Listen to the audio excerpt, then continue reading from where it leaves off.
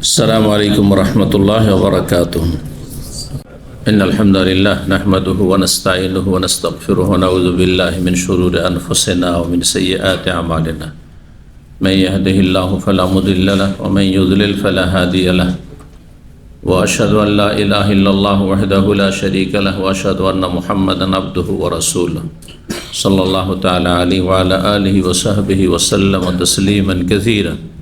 أما بعد، فقد قال الإمام البخاري رحمه الله تعالى: باب حفظ اللسان، ومن كان يؤمن بالله واليوم الآخر فليقل خيرا أو ليصمت. وقول الله تعالى: ما يلفظ من قول إلا لديه رقيب عتيد. قال حدثنا محمد بن أبي بكر المقدم قال حدثنا عمر بن علي سمع أبا حازم عن سهل بن سعد عن رسول الله صلى الله عليه وسلم قال: من يضمن لي ما بين لحييه وما بين رجليه أضمن له الجنة.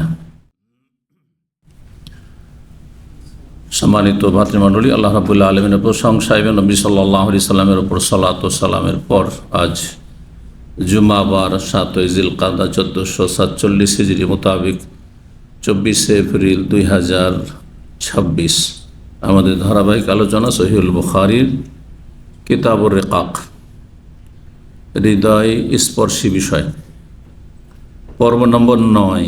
ইমাম বুখারী রাহিমাহুল্লাহর এই পর্বের অধ্যায় নম্বর হচ্ছে 23।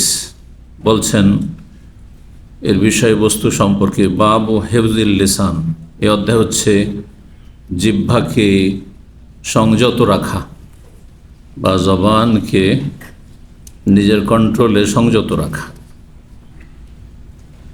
লাগামহীন যেন আপনার জিহ্বা না হয়ে যায়, যা ইচ্ছা তাই বলবেন এমনটা যেন না হয়।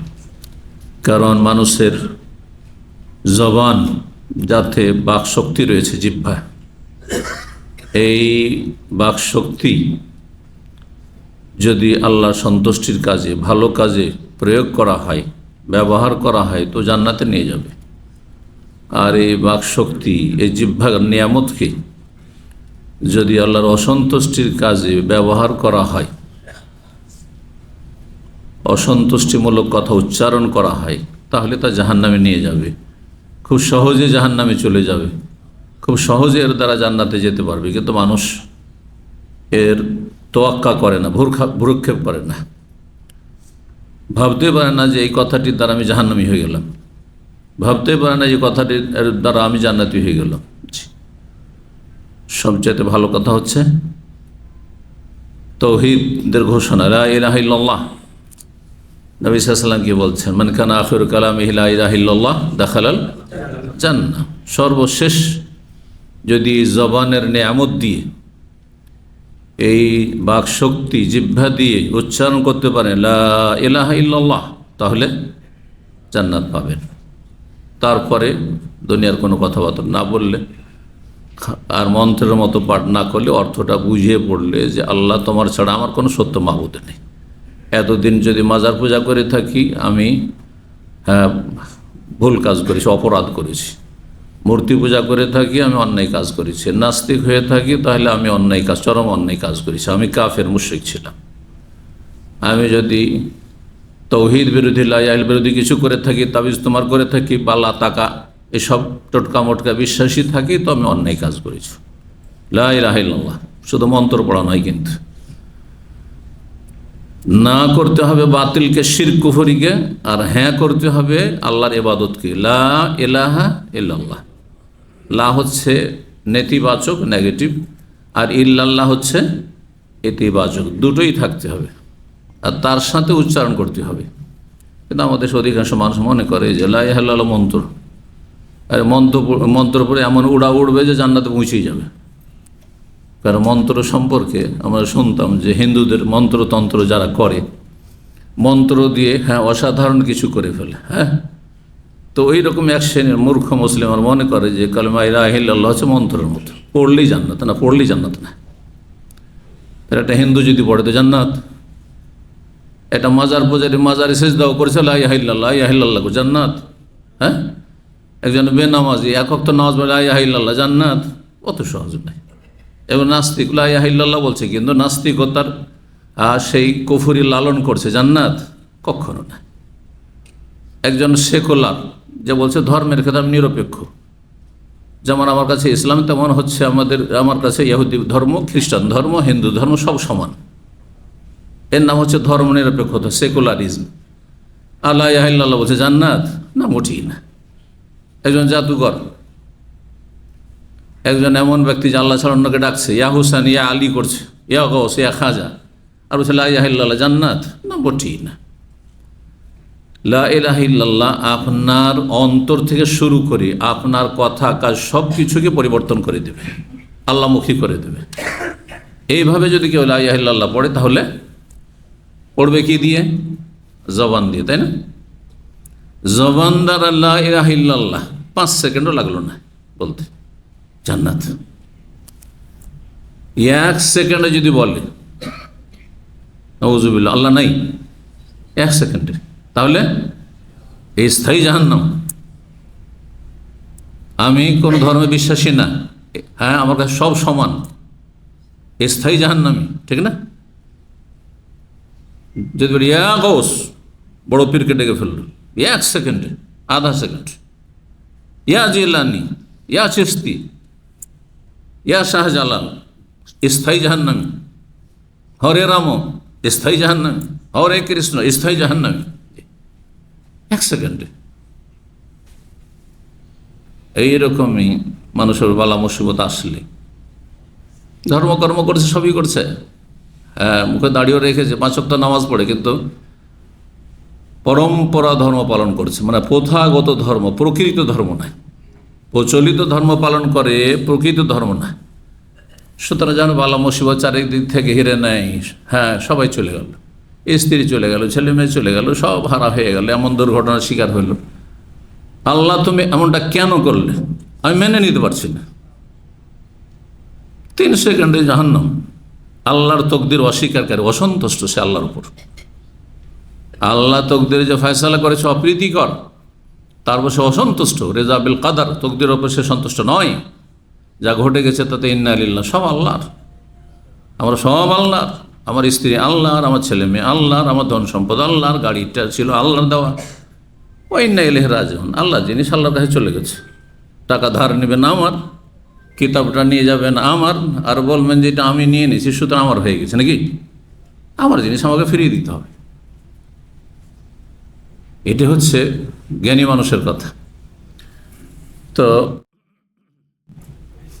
এক মুহূর্তে মানুষ জাহান্নামী হয়ে যেতে পারে এই জবানের ভুল ব্যবহারের কারণে। এই নিয়ামতকে যেই জায়গায় ব্যবহার করে সেখানে না ব্যবহার করার কারণে। আর এক মুহূর্তের ভিতরে, চোখের পলক, জান্নাতি হয়ে যেতে পারে। কালেমা পড়লো সকালবেলা, জোহরের আজানের 5 মিনিট আগে কালেমা পড়ল, আজান হওয়ার সাথে সাথে সে মারা গেল, নামাজ পড়ার টাইমই পেল না। জান্নাতি না জাহান্নামী? জান্নাতি। চিন্তা করেছে, একটাও সিজদা করেনি সে, একটিও সিজদা করেনি। কিন্তু আমার মতো আপনার মতো অনেকে হাজার হাজার লক্ষ লক্ষ সিজদা করেছে, হয়তো 50 বছরের জীবনে, কিন্তু সে বিভিন্ন পাপ করেছে। জাহান্নামের শাস্তি পাওয়ার পর জান্নাত হয়তো পাবেন, কিন্তু এই ব্যক্তি একটা সেজদাও নসিব হয়নি, সে সাথে সাথে জান্নাতে যাবে। কারণ ইসলাম কবুল করার সাথে সাথে সে সদ্য ভূমিষ্ঠ নিষ্পাপ শিশুর মতো হয়ে গেছে। আল ইসলাম ইয়াহদিমু মা কানা ক্বাবলা। তো জবান আল্লাহর বড় নিয়ামত। নিয়ামতকে আল্লাহ সন্তুষ্টির কাজে ব্যবহার করলে তা দিয়ে আপনি দুনিয়া আখিরাতে সব কল্যাণ হাসিল করতে পারেন। এই জবানের কারণে আপনি জনপ্রিয় ব্যক্তি। জবানকে ভালো কাজে লাগানোর জন্য আপনাকে আপনার স্ত্রী, আপনার ছেলে মেয়ে, আপনার পাড়া প্রতিবেশী যে চেনে আপনাকে সবাই ভালোবাসে। দেখেননি, নাম শুনে আপনাকে ভালোবাসে, এই জবানের কারণে। কিছু ভালো কাজ করেছেন, ভালো কথা বলেছেন, মানুষের উপকার করে থাকেন।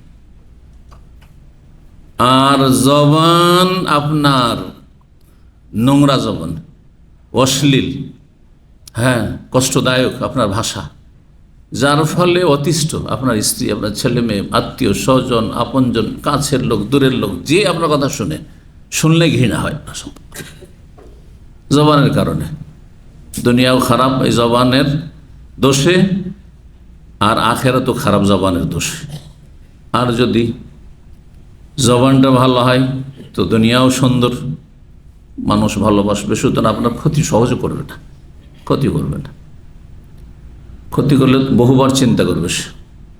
আর যদি ক্ষতি করেও দেয় তারপর আপনি ভালো মানুষ হওয়ার পরে, ভালো মানুষের ক্ষতি করেছে মানুষ, করে নাই? ওমর রাদিয়াল্লাহু তাআলা আক্রমণ করেনি কাফের মজুসি অগ্নিপূজক ইরানি? ওসমান রাদিয়াল্লাহু তাআলাকে শহীদ করেনি, নির্মম হত্যা করেনি?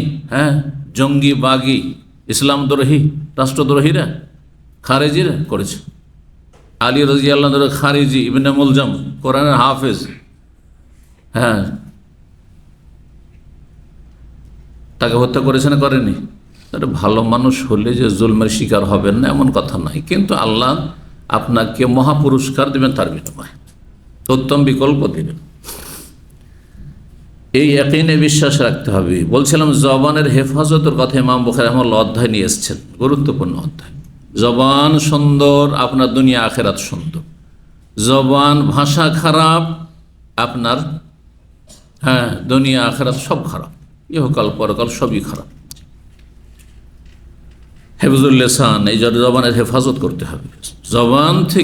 জবান থেকে একটা কথা বেরিয়ে যাওয়া ঠিক ওই রকমই যেমন বন্দুক থেকে একটা গুলি বেরিয়ে যাওয়া, হ্যাঁ, ধনুক থেকে একটা তীর ছুঁড়ে দেওয়া, তারপরে যদি বলেন তীর ফিরে আয়, ফিরবে? যেই নিশানে মেরেছে নিশানে গেলেই যাবে। ঠিক ওই রকম জবান থেকে একটা কথা বেরিয়ে যাওয়ার পর সেটাকে ফিরিয়ে নেওয়া যায় না, কোনো উপায় নেই। খুব সতর্ক, সাবধান। একটি কথা চিন্তা করেন, হাদিসও আসছে, জবানের কথা বলা হয়েছে। জবান দিয়ে কি করে? কথা বলে, তাই না? তো কথার কথা কেন বলা হয়নি? কথার জবানে পার্থক্য আছে না নেই? কি পার্থক্য আছে? হ্যাঁ, যদি পার্থক্য থাকে তো বলে, আর যদি বলে পার্থক্য নাই তো দুটোই জিনিস। জবান দ্বারা কথা বলা হয়, সুতরাং জবান কন্ট্রোল করেন। আরেকজন বলছে আপনার ভাষা কন্ট্রোল করেন। দুটোতে পার্থক্য কি? যে বলবে হাত তুলবে, দেখি। হ্যাঁ, এটা হচ্ছে সাধারণ জ্ঞানের প্রশ্ন, এটা কোনো শরীয়তের প্রশ্ন না। যদি সুখভাবে চিন্তা করেন, হ্যাঁ, তাহলে বুঝতে পারবেন পার্থক্য আছে। আছে বললে বলতে হবে যে কি পার্থক্য, আর না হলে নাই বলে দেন সহজ। হ্যাঁ হ্যাঁ, কে বলছে এটা? ওইভাবে নয়, ওইভাবে হাত তুলো। হ্যাঁ হ্যাঁ, তো কথা তো একই কথা। যে ভাষা কন্ট্রোল করেন, জবানটা কন্ট্রোল করেন, দুটো কথা একই না ভিন্ন? একই, কোনো ইখতিলাফ নেই। হ্যাঁ, তাহলে বিলেজমা ভিন্ন। কি ভিন্ন?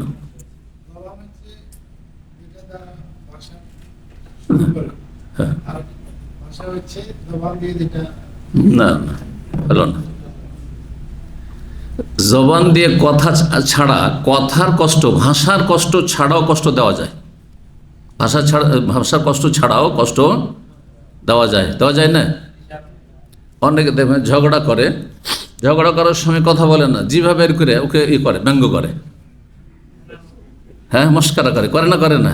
কথা তো বললো না, সে কথা বলেছে, আমি তো ভাষা দিয়ে কষ্ট দিইনি, কিন্তু জিভা বের করে আপনাকে কি করেছে? হেও প্রতিপন্ন করেছে, তুচ্ছ তাচ্ছিল্য করেছে, কষ্ট দিল না? এই জন্য হাদিসে জবান শব্দটি এসছে, যাতে কেউ যদি কথার দ্বারা কষ্ট দেয়নি আপনাকে, কিন্তু জিহ্বা হ্যাঁ বের করে আপনাকে কষ্ট দিয়েছে। অনেকে বদ প্রকৃতির মানুষ আছে, দেখবে রাস্তাঘাটে একটু কিছু হইলে থুথু দেবে, ও জবান থেকে থুথু আপনাকে নিক্ষেপ করেছে, কথা বলেনি, ও থু দিয়ে চলে গেল আপনাকে, বুঝছেন না? বা আপনার গাড়ির দিকে উদ্দেশ্য করে থু দিয়ে চলে গেল। এর পরিস্থিতি কেউ শিকার হয়েছেন? হ্যাঁ, যদি না হয়ে থাকেন তো বলে হয়েছেন। হ্যাঁ, আপনি সোজা যাচ্ছেন, হয়তো একটু ওভারটেক, তার মনের খেলাফ হয়েছে, আপনার থু দিয়ে চলে গেল, গ্লাসটা খুলে, মানে আপনার দিকে থু ছুড়লো, মনে করলো খুব বড় কাজ করে দিল, কিন্তু ও শয়তানের কাজ করলো, আল্লাহকে অসন্তুষ্ট করলো, জাহান্নামে যাওয়ার কাজ করলো, যদি তওবা করে ফিরে আসে। আপনি সবর করেন, কিন্তু সবর না করে যদি বলে তুই একবার দিবি আমি দুইবার দেব, কি হবে? লাফ দিয়ে গাড়ি ছেড়ে দিয়ে মাঝ রাস্তাতে লাফ দিয়ে দুইজন নেমে গেলেন আর ধস্তাধস্তি মারামারি শুরু করে দিলেন। শেষ পর্যন্ত দুইজনেই খুন হয়ে গেলেন, অথবা দুইজনের একজন খুন হলেন, অথবা রক্তাক্ত দুইজন হইলেন। হচ্ছে না? এমনটা হচ্ছে, কিন্তু সতর্ক সাবধান। সবরের বিকল্প কিছু নেই, ধৈর্য ধরে নেন। উথুথু দিয়ে কি হয়ে যাবে?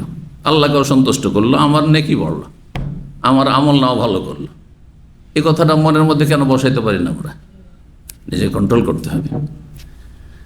আল্লাহ তৌফিক দান করুন। নবী সাল্লাল্লাহু আলাইহি ওয়াসাল্লামের হাদিস নিয়ে এসেছেন ইমাম বুখারী, ওমান কানা ইউমিনু বিল্লাহি ওয়াল ইয়াউমিল আখির, যেই ব্যক্তি আল্লাহ এবং পরকালে বিশ্বাসী সে যেন ফালিয়াকুল খায়র, ভালো কথা বলে। কথা বলার যোগ্যতা আছে তাহলে বলেন, অযোগ্য ব্যক্তি কথা বলবেন না। যেই সাবজেক্টে যার যোগ্যতা নেই সেই সাবজেক্টে মুখ খুলবেন না।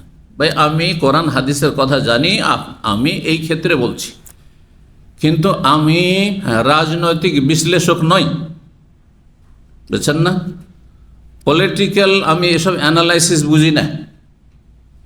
আর শুরু করে দিলাম বিশ্ব কোন দিকে যাচ্ছে, এই যে যুদ্ধ হচ্ছে, কি টার্গেট নিয়ে হচ্ছে, আর এতে মুসলিমদেরকে কোন পক্ষে নেওয়া উচিত, কি করা উচিত, আমি কিছুই বুঝি না। ভিতর কি হচ্ছে। আর মিডিয়া তো সব ইহুদিদের হাতে, বিশ্বের সমস্ত মিডিয়া, মূল মিডিয়াগুলো সব ইহুদিদের হাতে। তাহলে ইহুদি ইসলামের পক্ষে আসল তথ্য প্রচার করবে? হ্যাঁ না, ভিতরে যে টার্গেট আছে সেই টার্গেটে লক্ষ্য করে তারা এই মিডিয়া খবরগুলি প্রচার করছে। তাহলে মিডিয়ার খবর শুনে অধিকাংশ লোক কিন্তু বিভ্রান্ত। একমাত্র বিজ্ঞ দক্ষ আলেম ওলামারা, যারা ইসলামের শত্রুদেরকে চেনে যে এরাও শত্রু, এরাও শত্রু, এরাও শত্রু, আবার এই তিন শত্রুতে লড়াই কেন শুরু হয়ে গেল? এরা যখন সবাই আমাদের ইসলামের শত্রু, এরা সবাই আপোষে কেন লড়াই শুরু করে দিল? তারা তো মিত্র, আপোষে তিনটে ঘনিষ্ঠ মিত্র, এরা আপোষে লড়াই কেন শুরু করে দিল? এ কোন ড্রামা চলছে এখানে? এখানে গেম খেলা হচ্ছে আমাদের সাথে? বোঝার চেষ্টা করতে হবে। কিন্তু ওরখো জাতি বোঝে না, সব শিয়া হয়ে গেছে। আর যদি শিয়া না হন, যদি আপনি শিয়া পক্ষ না নেন, তো নাকি আপনি ইহুদি হয়ে গেছেন? এটা জরুরি? দুইজনে মারামারি করছে, দেশে দুজনের দোষ আছে। আপনার নিরপেক্ষ ভূমিকা পালন করছেন, আপনি এইদিকে জড়াচ্ছেন, ওইদিকে জড়াচ্ছেন না। তা আপনাকে যদি বলেছেন না, একটা হিন্দু ছিল আর একটা মুসলিম ছিল, লড়াই করছে, তুই কেন এর সাথে হলি না? দুজনের দোষ আছে লড়াইয়ের ক্ষেত্রে। ধর্ম কার কি আছে সেটা ভিন্ন বিষয়, ধর্মের জন্য লড়াই করছে না। কথা বুঝতে পারছেন না? তাহলে আপনি চোখ বন্ধ করে একজন সাথ দিয়ে দেবেন? আচ্ছা, সাপ যদি না আপনি বলবেন তাহলে আপনি হিন্দু, হ্যাঁ আপনি হিন্দুর সাথে আপনার দোস্তি আছে, সেই জন্য আপনি এই নীরব আছেন, তাই না? বলবেন না। ভালো করে মনে রাখবেন, কেউ যদি একটি পক্ষ না নেই যারা ইসলামের শত্রু, মুনাফিক শত্রু, যারা সাবাই ইহুদিদের জন্ম দেওয়া শত্রু, ইহুদিরা জন্ম দিয়েছে এবং তাদের মূল হচ্ছে তারা অগ্নি পূজক, এখনো তাদের অগ্নি পূজা গুরুত্বপূর্ণ বিষয়, জাতীয়তা তাদের গুরুত্বপূর্ণ বিষয়। ওমর রাদিয়াল্লাহু তাআলা খনির মাজার রয়েছে তাদের কাছে, সে সবচেয়ে পবিত্র মানুষ। যেমন বেরেলভী মাজার পূজারীদের কাছে জিলানি সবচেয়ে বড় পীর, সবচেয়ে বড় বেরেলভী কবর পূজারী সে, যেই ব্যক্তি এরা বাগদাদ শরীফ জিয়ারত করতে পারে, শুধু আজমির শরীফ না। কথা বুঝতে পেরেছেন? ঠিক ওই রকমই সবচেয়ে বড় শিয়া রাফেজি সে, তাদের ধর্মে ধার্মিক যে ওমরের খনির পূজা করতে পারে। কিন্তু বেকুফ মুসলমান তো খবর রাখেন এগুলো, আর খবর রাখলে এগুলোতে মাথা আকিদা তাদের মাথা ব্যথা না, জান্নাতে না জাহান্নামে এটা নাই।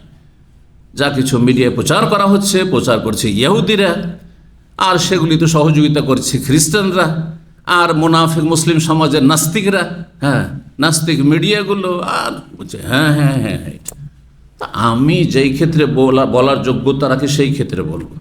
যে ক্ষেত্রে যোগ্যতা রাখি না, মুসলিম শাসকদের ভূমিকা সম্পর্কে তারা কি করছেন জানি না, কি জন্য এরকমটা তারা করছেন, অবশ্য রহস্য আছে। আপনাকে কেউ ফাঁসাইতে চায়, আপনি ফাঁসবেন সেখানে নাকি? যদি কেউ আপনাকে ফাঁসাতে চায়, সহজে ফাঁসবেন আপনি? তা জাল পেতে রেখেছে আপনাকে, ফাঁস পেতে রেখেছে, আর সে ফাঁসাইতে চায়। আপনি বোকা লোক হলে ফাঁসতে যাবেন। কথা বুঝতে পারছেন না? আপনি সতর্ক থাকবেন। আমি কেন ফাঁসতে যাব?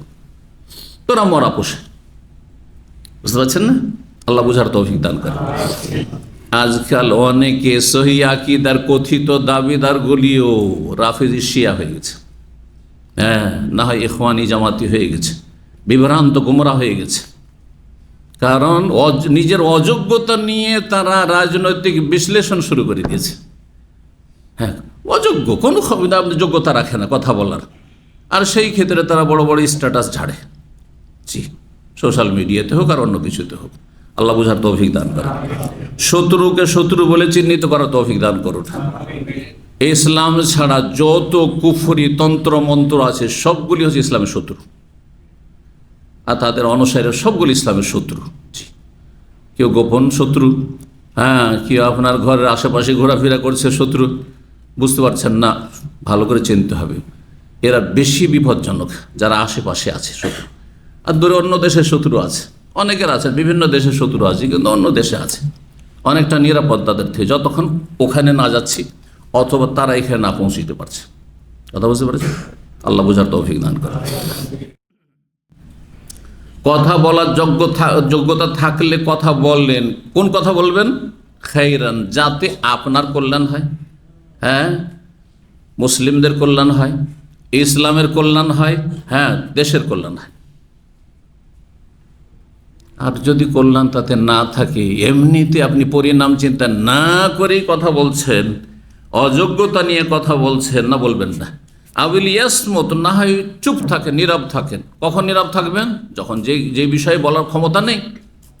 আমাকে সে একজন বলছে যে আমার প্রচণ্ড মাথায় ব্যথা করছে, প্রচণ্ড মাথায় ব্যথা করছে, থাকতে পারছি না। সে বলেন তো কেন হচ্ছে? আমি তখন কি বিশ্লেষণ করা শুরু, মেডিকেল আপনি কি অ্যানালাইসিস করা শুরু করলাম, হতে পারে আপনার এ আছে, হতে পারে এরকম আছে। কেন? আমার অধিকার নেই কথা বলার এখানে। আবিল ইয়াসমত, চুপ থাকেন। এখানে একটা MBBS ডাক্তার আছে, MD আছে, এখানে স্পেশাল আছে, ওর কাছে গিয়েছেন, আর একটু ধর্ম সম্পর্কে আছে, আমার একটু সংশয় আছে, আপনি তো শিক্ষিত মানুষ, একটু এই ধর্ম নিয়ে আর এই সব নিয়ে একটু আমার সংশয় আছে। আর ও ডাক্তার বলছে আমি তো স্পেশালিস্ট, সুতরাং আমাকে সব জায়গায় কথা বলতে হবে। ও ধর্মকর্ম নিয়ে, ফতুয়া নিয়ে কথা বলা শুরু করে, আকীদা নিয়ে কথা বলা শুরু করলো, জাহান্নামে ঢুকিয়ে ছাড়বে আপনাকে, জাহান্নামে ঢুকিয়ে ছাড়বে আপনাকে। কথা বলার যোগ্যতা থাকলে কথা বলেন, আর না হলে চুপ থাকেন, তাতে আপনিও নিরাপদ, হ্যাঁ, আর আপনার জাতীয় নিরাপদ, আপনার ইসলাম মুসলিমও নিরাপদ, আপনার দেশও নিরাপদ।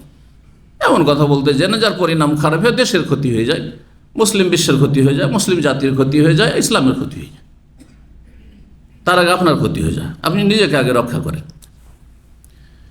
ও কওলিল্লাহি তাআলা, মহান আল্লাহর বাণী, সূরা কাফের আয়াত নম্বর 18। আল্লাহ ইরশাদ করছেন, জবান সম্পর্কে সতর্ক সাবধান। জবান থেকে কোনো কিছু বেরিয়ে গেলে সাথে সাথে রেকর্ড করার জন্য প্রহরী ফেরেশতা প্রস্তুত হয়ে রয়েছে, ওত পেতে রয়েছেন। মা ইয়ালফিযু মিন কওলিন, মানুষ যে কোনো কথা উচ্চারণ করে, লাফাজা ইয়ালফিযু মানে উচ্চারণ করা, এই জন্য শব্দকে আরবিতে আলফাজ বলা হয়। লফজ, লফজ এক বচন, আর আলফাজ, বুঝেন তো শব্দটি মনে হয় অনেকে, তাই না? হ্যাঁ, মা ইয়ালফিযু, লাফাজা ইয়ালফিযু মানে জবান দ্বারা কোনো কথা উচ্চারণ করা। যে কোনো কথা মানুষ যখন উচ্চারণ করি, সাথে ইল্লা লাদাইহি, তার পাশে, আমি উচ্চারণ করলে আমার পাশে, এই যে আমি কথাগুলি বলছি আমার পাশে, লাদাইহি এখানে আছে, এমন নয় যে দূরে আছে। রাকিবুন আতীদ, রাকিব মানে হচ্ছে পাহারাদার, প্রহরী, আর আতীদ, হ্যাঁ, মানে হচ্ছে প্রস্তুত, প্রস্তুত, তৎপর, তৎপর হয়ে রয়েছে। এই নয় যে গাফেলে আছে, যেমন মোবাইল টিপে অনেক করছেন, এইদিকে বক্তব্য চলছে, ও মোবাইল টিপছে, কিন্তু হ্যাঁ, বক্তব্য চলছে, ও পাশের লোকের সাথে কথা বলছে, এখানে আছে তো উপস্থিত, কাছেই আছে, কিন্তু হ্যাঁ, তার অন্তর উদাসীন হয়ে রয়েছে। হ্যাঁ, এখানে তার শরীরটা তাল দিচ্ছে, কিন্তু তার মগজ মস্তিষ্ক আর মন অন্তর তাল দিচ্ছে কিসে? মোবাইল। ওই পেছন থেকে অনেকে নাকি ওইরকম করে। হ্যাঁ, আমি বেশি বলছি না, কিন্তু আমাদের দিনী ভাইকে বলে, অনেকে না হইলেও দু একজন এমন থাকেন অবাঞ্ছিত, যারা এখানে আসেন বিভিন্ন, হ্যাঁ, অন্য গরজে হয়তো দিন শিখার জন্য আসেন না, হ্যাঁ, সেই জন্য হয়তো হ্যাঁ মোবাইল নিয়ে আপনি। আর যদি আপনার কথাই বলতে হয়, কোনো জরুরি কথা, তাকে বলেন আগেই সেরে নেন, জুমার উপরে মেলা টাইম থেকে যাচ্ছে, আর না হলে আপনি জুমার একটু আগেই চলে আসেন, দিয়ে কথা সেরেন, আরও লম্বা কথা থাকলে। না হলে তার শেষ হয়ে খাওয়ার সময় বসে যান, খুব কথা বলেন। আর না হলে তারপরে কথা বলেন, কিন্তু দার্স কোরআন হাদিসের কথা চলবে। ফাস্তামিউ লাহু ওয়া আনসিতু লাআল্লাকুম তুরহামুন, শুধু কোরআনের তেলাওয়াত শোনার কথা না। এটা ভুল ব্যাখ্যা করেছে যদি কেউ করে থাকে। যেমন কোরআন তেলাওয়াত যখন চলবে আরবি ভাষায় তখন শোনা ফরজ, কোরআন হাদিসের কথা যখন আলোচনা চলবে অন্য কোনো ভাষাতে হোক না কেন তখনও শোনা ফরজ। ফাস্তামিউ লাহু, মনোযোগী হয়ে শোনা। ফাসমাউ বলেনি, ফাস্তামিউ মানে মনোযোগী হয়ে শোনা। শোনা দুই রকম হয়, এক হচ্ছে শোনা এমনি শুনছি, এটা হচ্ছে মনোযোগী হয়ে শুনছি, কান লাগিয়ে শুনছি, এটা ইস্তেমা। ও আনসিতু, কথাও বলছি আর শুনছেন না, চুপ থেকে শোনো। তাকিদ, নীরব থেকে শোনো, গণ্য মনস্ক হয়ে নয়। লাআল্লাকুম তুরহামুন, তাহলে আল্লাহ রহমত পাবেন। না আল্লাহ রহমত পাবেন, এখানে বসে আল্লাহ রহমত পাবেন না। মা ইয়ালফিযু মিন কাওলিন, যে কোনো কথা মানুষ উচ্চারণ করে, ইল্লা লাদাইহি, তখন তার পাশেই রাকিবুন, একজন প্রহরী, আতীদুন, প্রস্তুত হয়ে থাকে, তৎপর হয়ে থাকে। কিসের জন্য? নোট করার জন্য। ইন্না কুন্না নাস্তানসিখু মা কুনতুম তা'মালুন। আল্লাহ বলছেন যে আমি ফেরেশতাদের মাধ্যমে তোমাদের কথাগুলি নোট করে থাকি। নাস্তানসিখু, নাস্খ মানে কপি করা, নোট হচ্ছে তোমাদের কথাবার্তাগুলি, যা কিছু তোমরা করছো, যা কিছু বলছো। এই জন্য জবানে যে কোনো কথা বলবেন চিন্তা করে বলবেন, যেটা আমাকে জান্নাতে নিয়ে জাহান্নামে নিয়ে যাবে। যেমন একটা গাল দিলেন, সাথে সাথে তার কতটা গুনাহ হয়, নোট হয়ে গেল।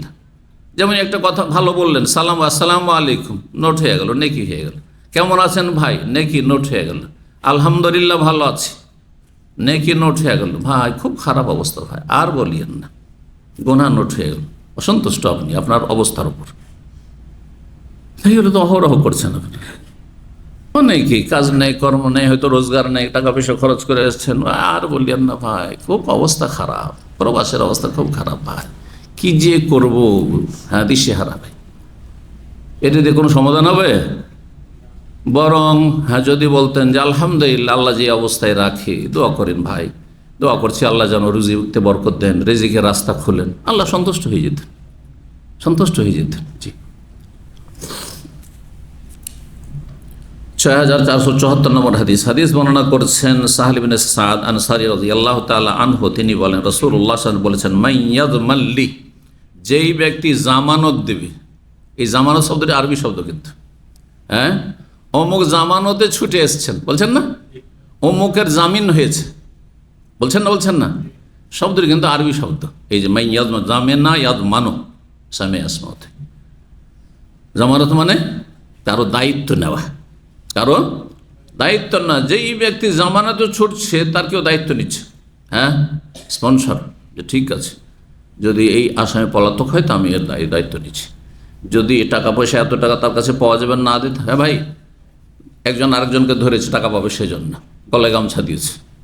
আমাদের ছোটোকালে গলায় গামছা দেওয়ার কথা শুনতাম, রাস্তাঘাটে গলায় গামছা দিয়ে, গলায় গামছা দিয়ে ধরবো ওকে, কারণ গামছাটা হচ্ছে বাঙালি পোশাক একটা খুব। জি, তো বলছে ভাই কেন ধরেছেন, নাকি ছাড়ছেন না, হ্যাঁ ধস্তাধস্তি চুরি হয়ে গেছে। বলছে ভাই এই যে টাকা পাবো দিচ্ছে না, ঠিক আছে আমি দায়িত্ব নিলাম, আমি জামানত নিলাম, মানে কি ও যদি না দেয় আমি দেব, কতদিনের সময় বেঁধে দেন, জায়েজ আছে শরীয়ত।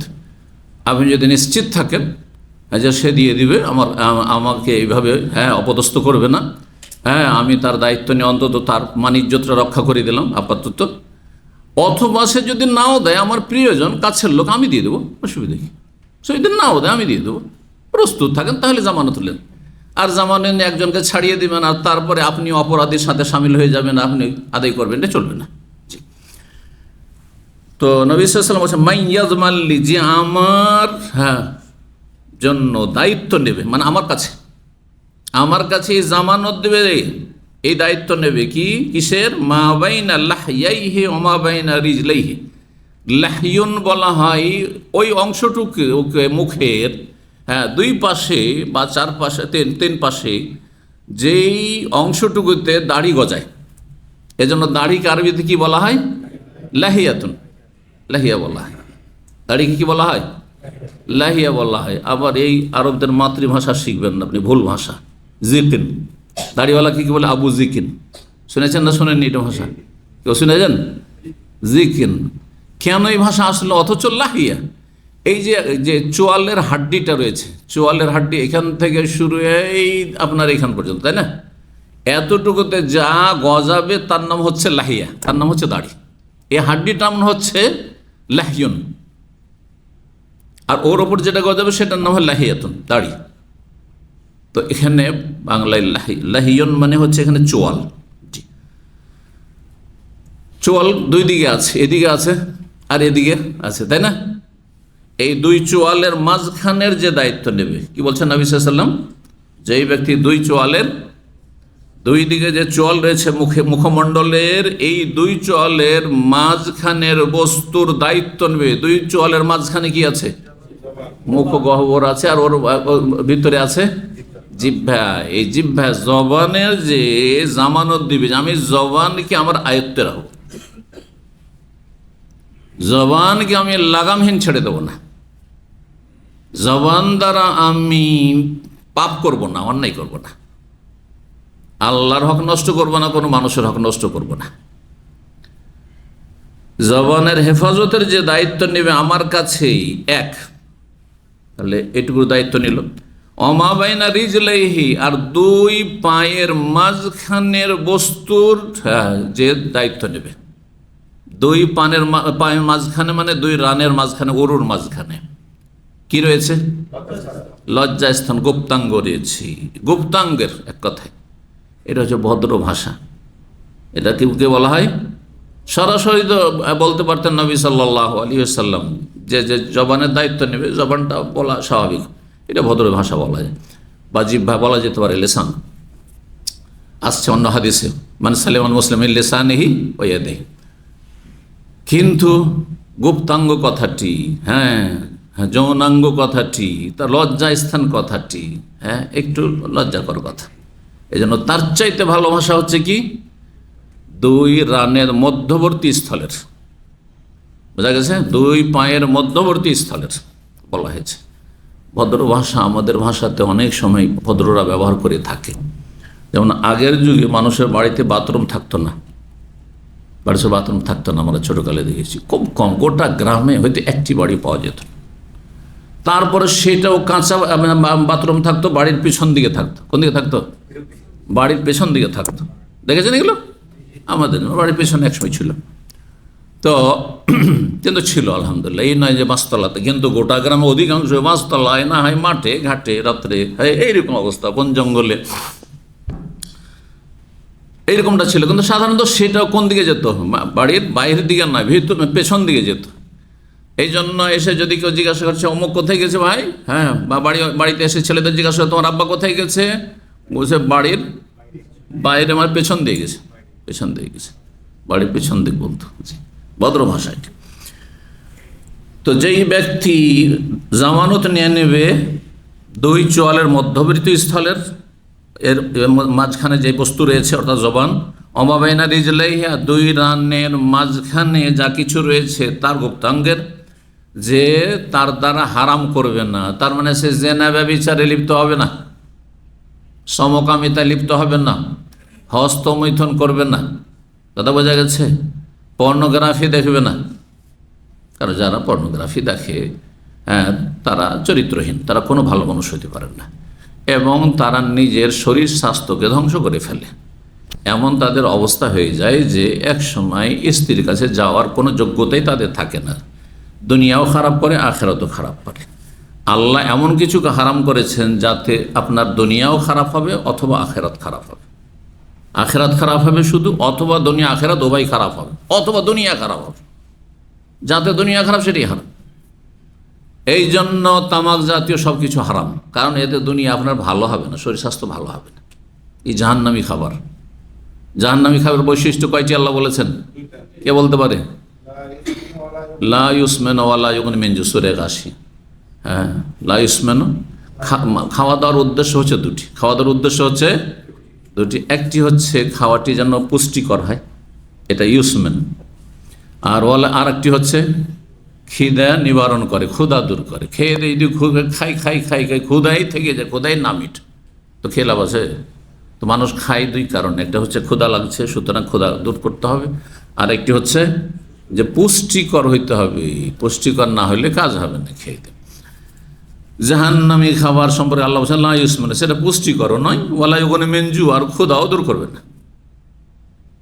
তো দুনিয়ার জাহান্নামী খাবার হচ্ছে এই তামাক জাতীয়, জর্দাই হোক আর গুল হোক আর খৈনি হোক আর গুটকা হোক আর এই কত নামে এদের রয়েছে, তারপরে সিগারেট হোক আর বিড়ি হোক, হ্যাঁ যে কোনো রকম স্মোকিং হোক, কথা বুঝতে পেরেছেন, জাহান্নামী খাবার। এই দিয়ে ক্ষুধাও দূর হয় না আর মানুষ শরীরে পুষ্টিও হয় না।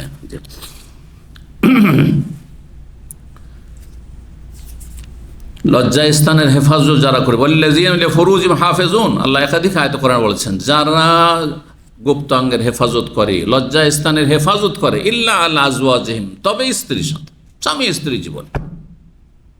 তোমার প্রয়োজন তো বিয়ে করে নাও, বিয়ে করো।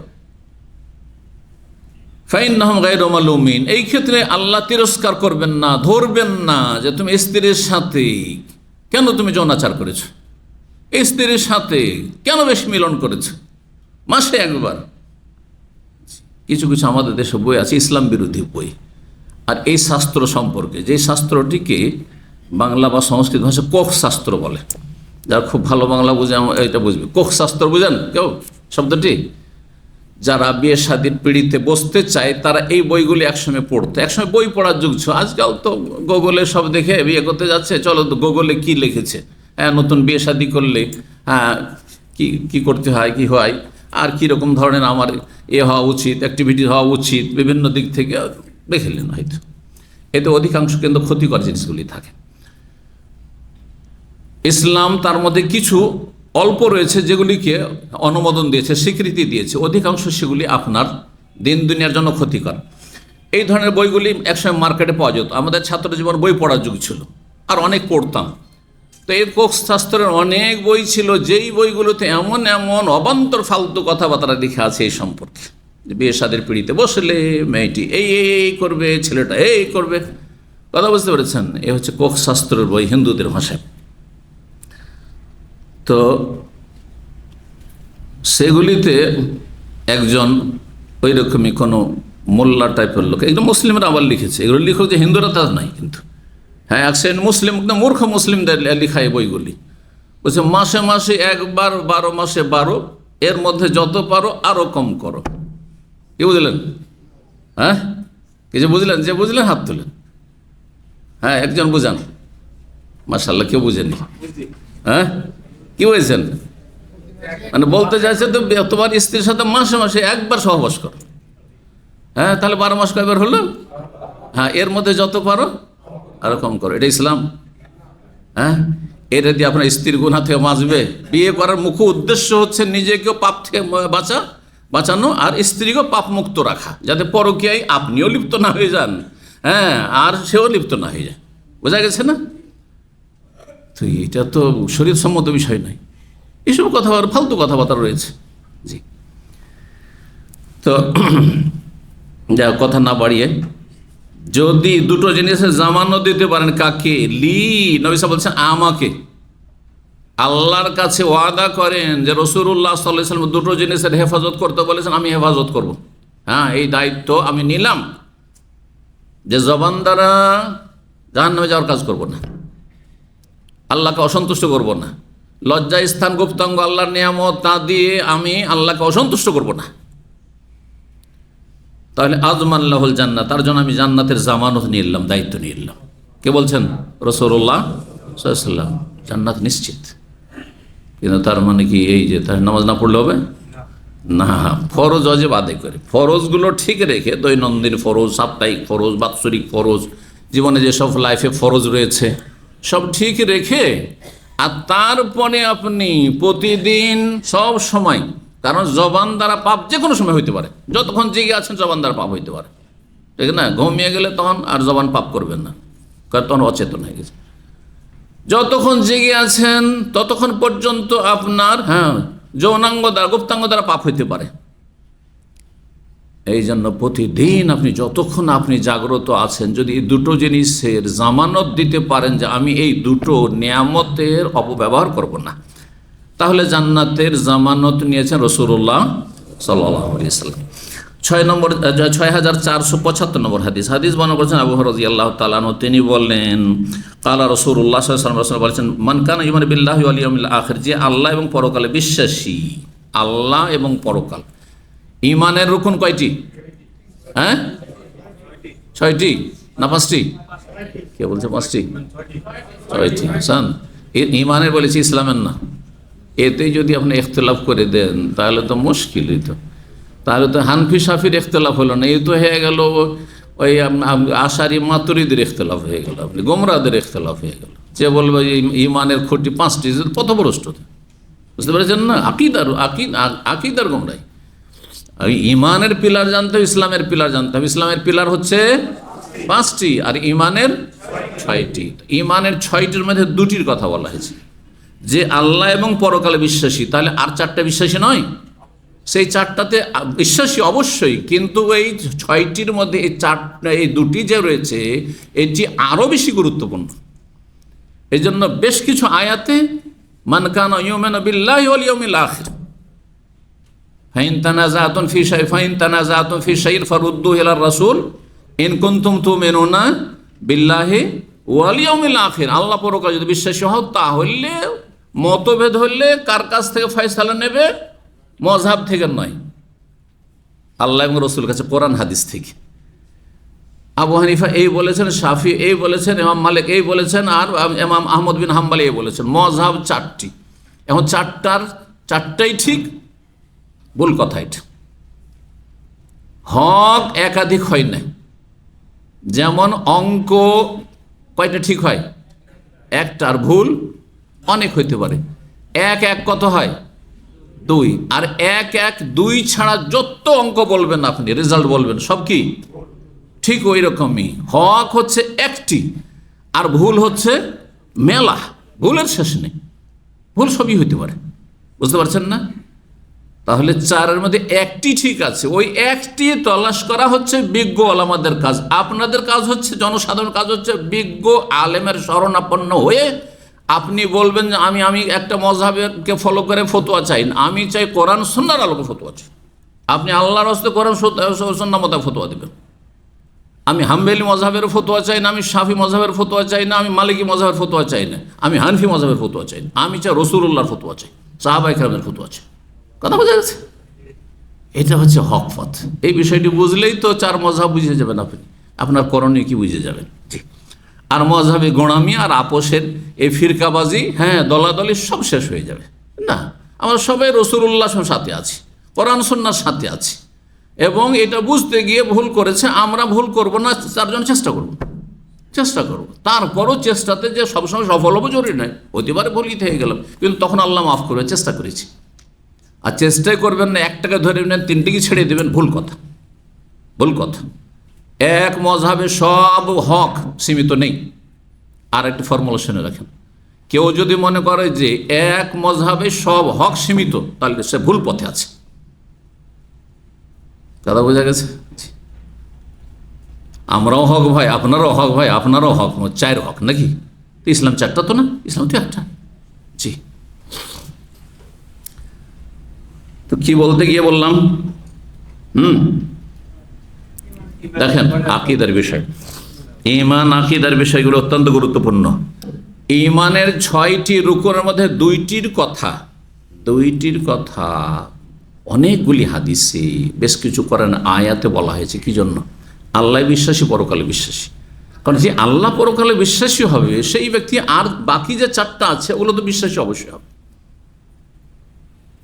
এবং যেই ব্যক্তি আল্লাহ এবং পরকালে বিশ্বাস করে সেই ব্যক্তি পাপে জড়াতে সহজে পারবে না। আর পাপের দিকে চলে গেলে, পদস্খলন হয়ে গেলে, হ্যাঁ, হোঁচট খেয়ে পড়ে গেলে সাথে সাথে উঠে তওবা করে নেবে।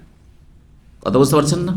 আল্লাহ বিশ্বাস করেন, সুতরাং আল্লাহ সব জেনে নিলেন, আপনি পাপ করলেন, শুনছেন, দেখছেন আল্লাহ, এটাই আপনাকে সোজা করে দিবে। পরকালে বিশ্বাসী, আল্লাহ সব রেকর্ড করিয়ে রেখেছেন এবং আল্লাহ সব জানছেন। হাসরের মাঠ পরকাল, সেখানে হাজির হয়ে হিসাব দিতে হবে, জবাব দিতে হবে। কোনো কিছুকে লুকিয়ে রাখতে পারবো না। ওয়াল ইয়াউমিল আখির, পরকালে বিশ্বাসী, সুতরাং আপনি পাপের ওপর অটল থাকতেই পারেন না। আপনি পাপের ধারে কাছেই যাবেন না, আপনি গুনার কাছেই যাবেন না। আর যদি হয়ে যায় তো আপনি মোটেই স্থির থাকতে পারবেন না যতক্ষণ পর্যন্ত তওবা করে ক্লিন পরিষ্কার না হয়ে যাবেন। যেমন অনেক সময় যাদের বাড়িতে কচি কাঁচা বাচ্চারা আছে, দুধের বাচ্চারা আছে, আমরা কোলে নিই, হ্যাঁ, শরীরে কাপড়ে পেশাব করে দিল, অনেক সময় পায়খানা করে দিল, এই নিয়ে ঘুমাবেন? ঘুমাবেন? কোন একজন মানুষ আছে আধা পাগলও ঘুমাবে না, তার বাচ্চা তার শরীরে কাপড়ে পায়খানা করে দিয়েছে আর সেই লুঙ্গি নিয়ে, সেই গেঞ্জি নিয়ে ঘুমিয়ে গেল, পায়খানার গেঞ্জি নিয়ে ঘুমাবে? এই ক্ষেত্রে তো খুব বুদ্ধিমান, আধা পাগলও বুদ্ধিমান। কিন্তু গুনার নোংরামি নিয়ে, গুনার নাপাকি নিয়ে আপনি নাকে তেল দিয়ে ঘুমাচ্ছেন, আপনি নাকে তেল দিয়ে ঘুমাচ্ছেন, তওবা নেই, সংশোধন নেই, ফজর ছাড়ছেন, ঘুমাচ্ছেন, আপনি হারাম খাচ্ছেন, আপনি ঘুমাচ্ছেন, তওবা করছেন না, আপনি জুলুম অত্যাচার করছেন, আপনি নাকে তেল দিয়ে ঘুমাচ্ছেন, আপনি তওবা করে সংশোধন করছেন না, ক্লিন হচ্ছেন না। হায় রে মুসলমান, আল্লাহ বোঝার তৌফিক দান করেন, আল্লাহ সংশোধনের তৌফিক দান করেন। এই জন্য আল্লাহ পরকাল কথা বিশেষভাবে বলা হয়েছে। এর মানে এই না যে দুটাতে বিশ্বাস থাকলেই চলবে, অবশ্যই ছয়টির একটিও যদি কম করে। ইবনে ওমর রাদিয়াল্লাহু তাআলা আনহু যখন প্রথম বাসরাই এই ফিতনা গোমরা ফিরকা জন্ম নিল, যে তকদির বলে কিছু নেই, কাদরিয়া, মদিনায় তার কাছে খবর আসলো, তিনি বললেন ওই বাসরার ওই লোককে তাদের কাছে গিয়ে বলে দিও যে তারা যদি ওহদ পাহাড় সমান আমল নিয়ে আল্লাহর সামনে হাজির হয়, মা কাবির আল্লাহ মিনহুম, আল্লাহ তাদের কোনো কিছুই কবুল করবেন না, যারা তকদির অস্বীকারী, হাত্তা ইউমিনু বিল কাদরে, যতক্ষণ পর্যন্ত তারা তকদির বিশ্বাসী না হবে, যতক্ষণ তারা তকদিরে বিশ্বাসী না হবে। তকদিরে বিশ্বাসী কিন্তু তার মানে কর্মহীনতা নয়, আর কর্মক্ষমতা কেড়ে নেওয়া হয়েছে তাও না। হ্যাঁ, আমার এই পানিটা নসিবে আছে কি না, পান করতে পারবো কি না, পান করবো কি না, সেটাও লেখা আছে। কথা বুঝতে পারছেন না? এর নাম তকদির।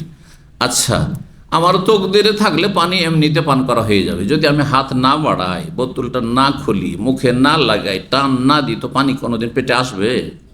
কিয়ামত পর্যন্ত আসবে না। কথা বুঝতে পারছেন না? আমি আপনি মানুষ হিসাবে আমরা নিজের স্বাধীনতা অনুভব করছি না? স্বাধীনভাবে চলাফেরা করছি না? নাকি বোতলটার মতো এখানে রেখে দিই, কেউ যদি এটাকে স্পর্শ না করে, সামনে জমাতে এসে এরকমই দেখতে পাবেন? পাবেন না? মানুষ কি পাথরের মতো? তকদির লেখা হয়েছে, তার মানে পাথরের মতো না। কিন্তু কাদরিয়া পথভ্রষ্টা বলছে যে আল ইনসানু কাল হাজারে, মানুষ হচ্ছে পাথরের মতো নাকি? নাউযুবিল্লাহ।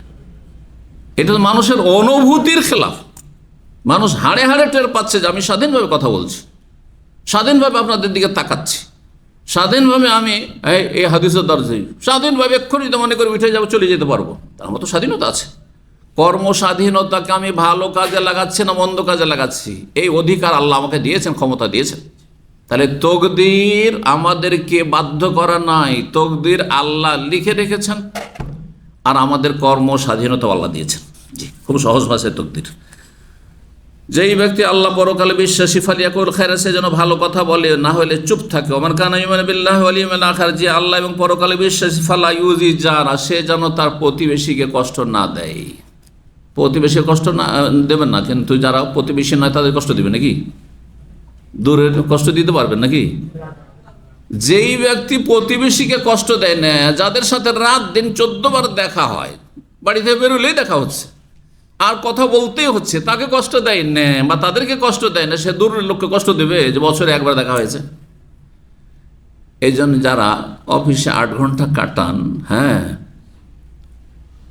ওরা অফিসে কত ভদ্র হয়ে থাকেন, মনে হচ্ছে এর মতো ফেরেশতা চরিত্রের মানুষই কেউ নেই, ঠিক না?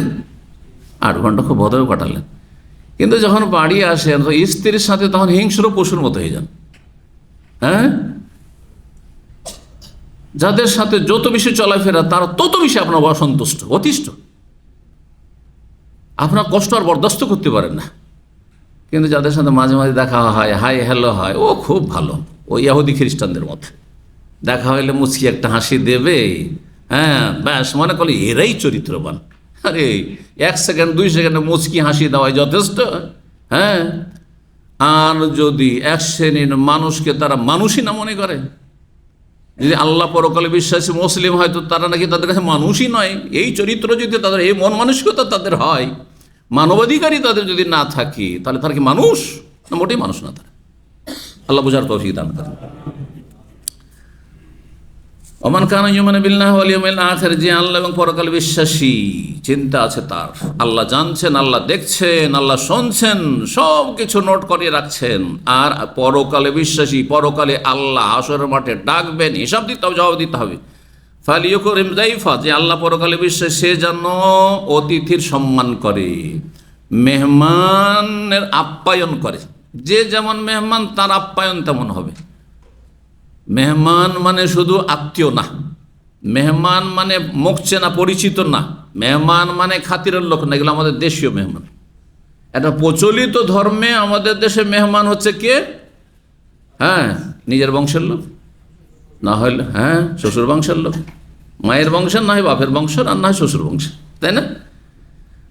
আর অন্য কোনো লোককে খাওয়াবেন, আজকাল চলছে ওইটা। কিন্তু নিজের বাপের বংশ, মায়ের বংশের চাইতে বেশি খাতির কার সাথে? যার সাথে পয়সার খাতির। এই যুগটা হচ্ছে বস্তুবাদীদের যুগ। বস্তুবাদ, যারা বস্তুবাদ বুঝেন, স্বার্থ পয়সা যেখানে আছে, হ্যাঁ, যেখানে ম্যাটেরিয়াল আছে, বুঝতে পারছেন না?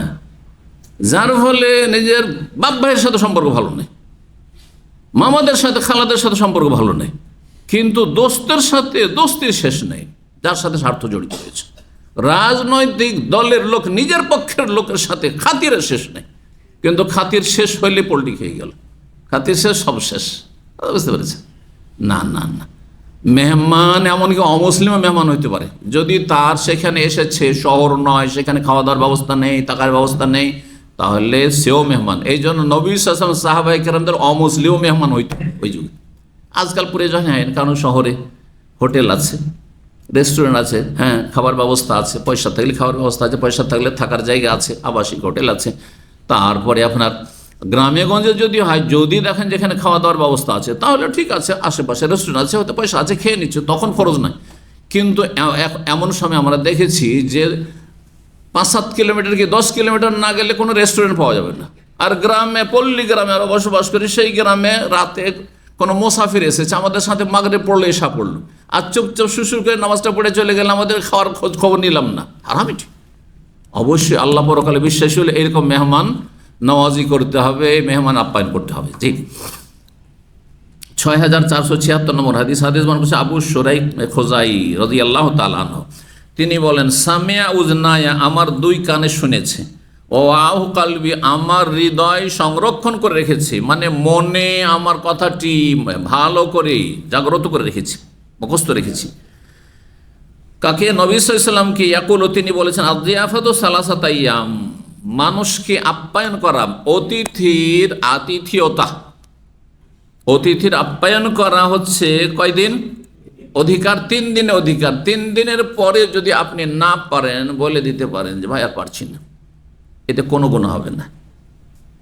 আর যদি খাওয়ান তো নফল, তখন তারপরে যদি আপ্যায়ন করেন, থাক 7 দিন আছে, 8 দিন আছে, 10 দিন আছে, অসুবিধা নেই। হ্যাঁ, আমার অসুবিধা আলহামদুলিল্লাহ। গোটা বছর অনেক আল্লাহর বান্দার আছে, গোটা বছর তার বাড়িতে আম মেহমান চলে। জানেন শেখ বিন বাজ রাহিমাহুল্লাহ, সৌদি আরবের যে বিগত মুফতি ছিলেন রিয়াজ, তার বাড়িতে হ্যাঁ লঙ্গর থাকতো, মানে প্রতিদিন পাক হইতো, দিনে 2 বার করে, দুপুরে একবার আর রাত্রে একবার পাক হইতো। হ্যাঁ, তিনি যখন অফিস থেকে আসতেন, দুনিয়ার সমস্ত লোক, আমির গরিব সবাই এসে তার সাথে হাজির, তার সাথে কথা বলার জন্য বড় বড় আমিরেরও আসতেন, হ্যাঁ, পয়সাওয়ালাও আসতেন। আর একেবারে গরিব, কোথাকার সুদূর আফ্রিকা থেকে এসছে, হ্যাঁ, তারা এসে বসে যেত, যে কেউ বসতে পারে। আম দস্তরখান, যেটা বলা হয়, আম দস্তর সবার জন্য খোলা। তো এমন যদি প্রতিদিন থাকে, সারা বছর খাওয়ার কোনো অসুবিধা নেই, ভালো নেকির কাজ, কিন্তু নফল। আর 3 দিন হচ্ছে আপনার জন্য কর্তব্য, যে 3 দিন আপনি মেহমানকে খাওয়াবেন। এই 3 দিনের মধ্যে জায়েজাতহু, বিশেষ আতিথিয়তা, জায়েজ, আজকাল জায়েজা মানে পুরস্কার বলা হচ্ছে, মানে ভালো করে গুরুত্ব দিয়ে খাওয়ানো, একটু স্পেশাল খাবার দাবার ব্যবস্থা করা। এটা কয়টা দিন?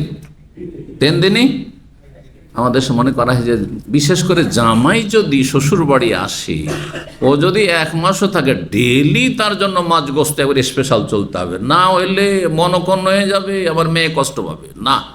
এইরকম যদি জামাই কষ্ট পায় আর থাকছে সপ্তাহ, 2 সপ্তাহ থাকছে, আর যদি কষ্ট পায় ডাল ভাত খাওয়াতে, এটা সাধারণ খাবার চলবে না, আমার জন্য স্পেশাল কিছু হয় কেন করছে না, তাহলে সে ব্যক্তি গুনাহগার, সীমা লঙ্ঘন করলো সে, আপনার হক নেই। আপনার 3 দিন পর্যন্ত অধিকার এটা, তারপরে নফল খাওয়াচ্ছে আপনার শ্বশুর শাশুড়ি, এটাও মনে রাখতে হবে। আর একদিন আপনাকে একটু স্পেশাল করে খাওয়াবে, লৌকিকতার সাথে খাওয়া, সমস্যা নেই, যেটাকে আজকাল বলা হয় লৌকিকতার খাওয়া, তাকাল্লুফ করে। ধরেন 5টা 7টা 10টা আইটেম করলেন, আর 25-50টা যারা করে তারা অপচয়কারী, যারা ভর্তায় শুধু তাদের 15-20টা থাকে, এক শ্রেণী বাঙালিদের, তাই না? আর মাছ হচ্ছে 3 প্রকার, গোস্ত হচ্ছে 3-4 প্রকার, আর এই হচ্ছে 3 প্রকার। এগুলি হচ্ছে অপচয়, না, সীমালঙ্ঘন এগুলো। এটারও কোনো প্রয়োজন নেই। নেয়ামতের হিসাব দিতে হবে, পাশে ডানে বামে, সারা বিশ্বে মুসলিম ভাই বোন অনেকে অনাহারে দিন কাটাচ্ছে, গৃহহীন হয়ে আছে, অভাব রয়েছে, বস্ত্রহীন রয়েছে, আর আপনি আমোদ ফুর্তি করছেন এইসব। জায়েজাতুহু কিলা, সাহাবীরা জায়েজার ব্যাখ্যা বুঝতে পারলেন না, তখন বললেন ওমা জায়েজাতুহু, জায়েজা কি জিনিস ইয়া রাসূলুল্লাহ, বা কতদিন? জায়েজ মানে বিশেষ আতিথেয়তা, ভালোভাবে খাওয়া দাওয়া করানো, সেটি হচ্ছে বলছেন ইয়াউমুন ওয়া লাইলা, 1 দিন 1 রাত, 1 দিন 1 রাতে 2বার 3বার যে খাওয়া দাওয়া হয়, এটা খুব ভালো করে খাওয়াবেন আপনি। তার বেশিও হইতে পারে, আজকালকার জামানায় 5বার। একজন মেহমান বাড়িতে থাকলে সকালে একটু চা পানি, চা বিস্কিট দিলেন, যা কিছু দিলেন, নাট দিলেন। আজকাল ভদ্রতা শুরু হয়েছে, কিন্তু আজকাল দেশেও গরিব মনে করবেন না, দেশের মানুষকে এক সময় দিত কি চা আর পান, আর চায়ের সাথে একটা সস্তা বিস্কিট 2 পিস 1 পিস ধরিয়ে দিত, বুঝছেন না?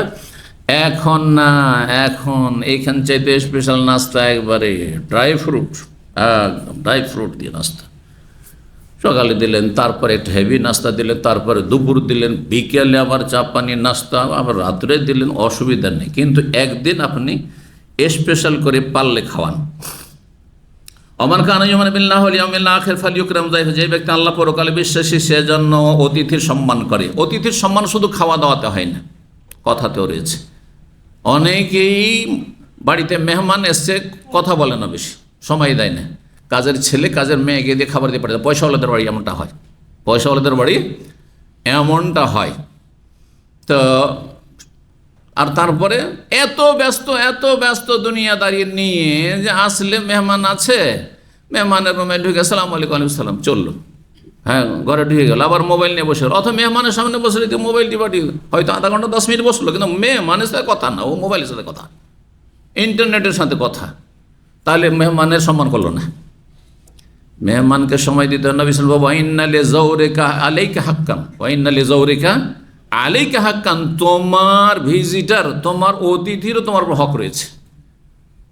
যেমন বিছানাকে সময় দিতে হবে, স্ত্রীকে সময় দিতে হবে, ছেলে মেয়েকে সময় দিতে হবে, বাপ মাকে সময় দিতে হবে, তাদের সাথে কিছুক্ষণ বসতে হবে, তাদের সাথে কুশল বিনিময় করতে হবে, তেমনই মেহমানের সাথে কিছুক্ষণ বসে একটু আলাপ আলোচনা করতে হবে, কথা বলতে হবে, এমন কথা যাতে তার অন্তরে আপনার আনন্দ আসে। আপনি যদি বলেন কোনো মেহমানকে, এটা আপনার বাড়ি, কিন্তু আপনার বাড়ি, আরবরা বলে আল বাইত বাইতুকা, কখন আরবদের মেহমান হয়েছি, আদাল বাইত বাইতুকা, এটা আপনার বাড়ির মতো, আপনি আপনি কখনো লজ্জা পাবেন না। ফ্রি করে দিলেন, ওকে মনটা খুশি করে দিলেন, আরে যাই করতে পারেন, কথাতে খুশি মানুষ। তো এইভাবে কিছুক্ষণ কথা বলা, এটা হচ্ছে মেহমানের সম্মান করা। যদি আল্লাহ পরকালে বিশ্বাসী হন তাহলে এটা করবেন। ওমান কানা ইউমিনু বিল্লাহি ওয়াল ইয়াউমিল আখির ফালিয়াকুল খায়রান আও লিয়াসকুত। ইয়াসমত দুটোর মানে হচ্ছে নীরব থাকা। 6477 নম্বর হাদিস বর্ণনা করেছেন আবু হুরায়রা রাদিয়াল্লাহু তাআলা, তিনি বলছেন রাসূলুল্লাহ সাল্লাল্লাহু আলাইহি ওয়াসাল্লামের কাছে তিনি বলতে শুনেছেন, ইন্নাল আবদা লা ইয়াতাকাল্লামু বিল কালিমা, বান্দা কোনো কথা বলে, এই যে জবান যে কত সিরিয়াস, ঝুঁকিপূর্ণ, বান্দা কথা বলে, মা ইয়াতাবায়্যানু ফিহা, যার পরিণাম নিয়ে সে কোনো চিন্তা করে না। কথাটা বলে দিল, কিন্তু চিন্তা করে না যে এই কথাটার পরিণাম কোথায় যাবে। এমন কথায় কখনো কখনো কথার দ্বারা আল্লাহর হক নষ্ট হয়, ইমান নষ্ট হয়, কখনো কখনো মানুষের সম্পর্ক নষ্ট হয়। একটা কথার জন্য হতে পারে দোষ দুশ্মন হয়ে গেল। দুইজনে আপনি এমন ঝগড়া বিবাদ বাঁধিয়ে দিলেন যে জীবনে আর মিল হইল না, আপনার শুধু একটা কথার জন্য, চুগলখড়ি করার কারণে। এই জন্য চুগলখড়ি করা, কথা লাগানো, এর কথা ওকে লাগানো ফিতনা ফাসাদের জন্য, যাতে ঝগড়া বিবাদ লাগে, আর আপনি নিজে ভালোবাসা অর্জন করার জন্য, তার কাছের মানুষ হওয়ার জন্য বলেন, ভাই জানেন আপনার সম্পর্কে অমুক এইরকম মন্তব্য করে, আর দুইজনে এমন করলেন যে সারা জীবন দুশ্মনী থেকে গেল তাদের। এমনকি দুশ্মনী বাড়তে বাড়তে খুনের ঘটনা ঘটে যেতে পারে, কত দূর পর্যন্ত নিয়ে যেতে পারে। এই জন্য নবী সাল্লাল্লাহু আলাইহি ওয়াসাল্লাম বলেছেন, চুগলখড়ি হচ্ছে এক রকমের সেহের, জাদু, জাদুর মতো দ্রুত কাজ করে। যেমন জাদু লাগলে বুঝতে পারে না কেমন হয় জাদুটা লেগে গেল, হয়তো সুস্থ ছিলাম, সব ভালো ছিল, হঠাৎ করে কেমন এইরকম ব্যতিক্রম কেন শরীর স্বাস্থ্য। ঠিক ওই রকমই চুগলখড়ি এক ঘনিষ্ঠ বন্ধু, আপনজন, হিতাকাঙ্ক্ষী, কিন্তু যেমন একটা চুগলখড়ি করা হয়েছে। যেন আমার ঘনিষ্ঠ মানুষ দেখছেন যে একটা ছেলে খুব ঘনিষ্ঠ, সবসময় আসা যাওয়া করে, ওকে যদি বলেন যে আপনি এত খেদমত করছেন, এত খেদমত করছেন, শেখ আপনার সম্পর্কে বলছিলেন যে এর অন্তরটা ভালো না, হ্যাঁ এ দুনিয়ার স্বার্থে আসে, ইসলামী সেন্টারে দুনিয়ার স্বার্থে, আর আসবে দেখা করবে আমার সাথে, সাথে সাথে ওকে জাদু লেগে যাবে, কথার জাদু। উদাহরণ এরকম স্বামী স্ত্রীতে, এই যে প্রবাসে আছেন ভুক্তভোগী অনেকে কিন্তু এইরকম সমস্যা নিয়ে আসেন। আপনার মা আসলে আল্লাহ পরকাল সম্পর্কে অত সজাগ না, অত আল্লাহর ভয় নেই, সে আপনার স্ত্রীকে তাড়াতে চায়, এই বউ তার পছন্দ না, রাখবে না। আপনাকে বলছে যে তুই ওখানে নাকে তেল দিয়ে ঘুমাচ্ছিস, হ্যাঁ সৌদি আরবে, আর তোর স্ত্রী রাতে ঘন্টার পর ঘন্টা কার সাথে কথা বলে, সাথে সাথে টেলিফোন উঠালেন স্ত্রীকে, আর তারপরে তালাক তালাক তালাক, যা শেষ। আল্লাহ এরকম ঘটনা ঘটেছে, আমার কাছে সমস্যা নিয়ে এসছে, তাহলে আগেই তদন্ত করা উচিত ছিল। আপনার মায়ের কথা শুনে শুধু, আপনার বাবার কথা শুনে শুধু, আপনার বোনের কথা শুনে, হ্যাঁ 4টি সাক্ষীর কথা শরীয়তে বলা হয়েছে। এত সহজ নয় যে জেনা ব্যভিচারের বিষয়টি, পরকারের বিষয়টি এমনিতে সন্দেহের ভিত্তিতে আপনি সিদ্ধান্ত নিয়ে নেবেন, যতক্ষণ নিশ্চিত না হবেন। হ্যাঁ ইন জাআকুম ফাসিকুন বিনাবাইন ফাতাবাইয়ানু, তদন্ত করো, যদি কেউ কোনো সংবাদ তোমার কাছে নিয়ে আসে, এই নয় যে হুট করে সিদ্ধান্ত নিয়ে নিলে আর সেখানে সব ধ্বংস করে দেয়। মা ইয়াতাবাইয়ানু ফিহা, তার পরিণাম সম্পর্কে চিন্তা করলেন না, আমার ছেলে মেয়ে আছে, আমার ভবিষ্যৎ আছে, আমার স্ত্রী, আমি বিয়ে করেছি, তারপরে ভবিষ্যৎ আমার মান ইজ্জত সম্মান আছে। ইয়াজিল্লু ফিহা ফিন্নারে, ইয়াজিল্লু বিহা ফিন্নারে, এই কথাটি বলে দিল, আর সে পরিণাম নিয়ে চিন্তাও করলো না যে এর কারণে আমাকে জাহান্নামে যেতে হবে, কিন্তু সেই ব্যক্তি জাহান্নামে আছাড় খেয়ে পড়লো। জাল্লা ইয়াজিল্লু মানে পদস্খলন ঘটা, পা পিছলে পড়ে যাওয়া, জাহান্নামে সে পড়ে গেল, নিক্ষিপ্ত হলো। আব আদামা বাইনাল মাশরিকে, অন্য রিওয়ায়াতে রয়েছে ওয়াল মাগরিবে, পূর্ব পশ্চিমের যতটা দূরত্ব হয়েছে এতটা জাহান্নামের গভীরতায় সে চলে গেল একটা কথার জন্য। যেমন একটু আগে বললাম লা ইলাহা ইল্লাল্লাহ, আরেকটি উদাহরণ দিই, লা ইলাহা ইল্লাল্লাহ, তাই না? এটা কার কালেমা?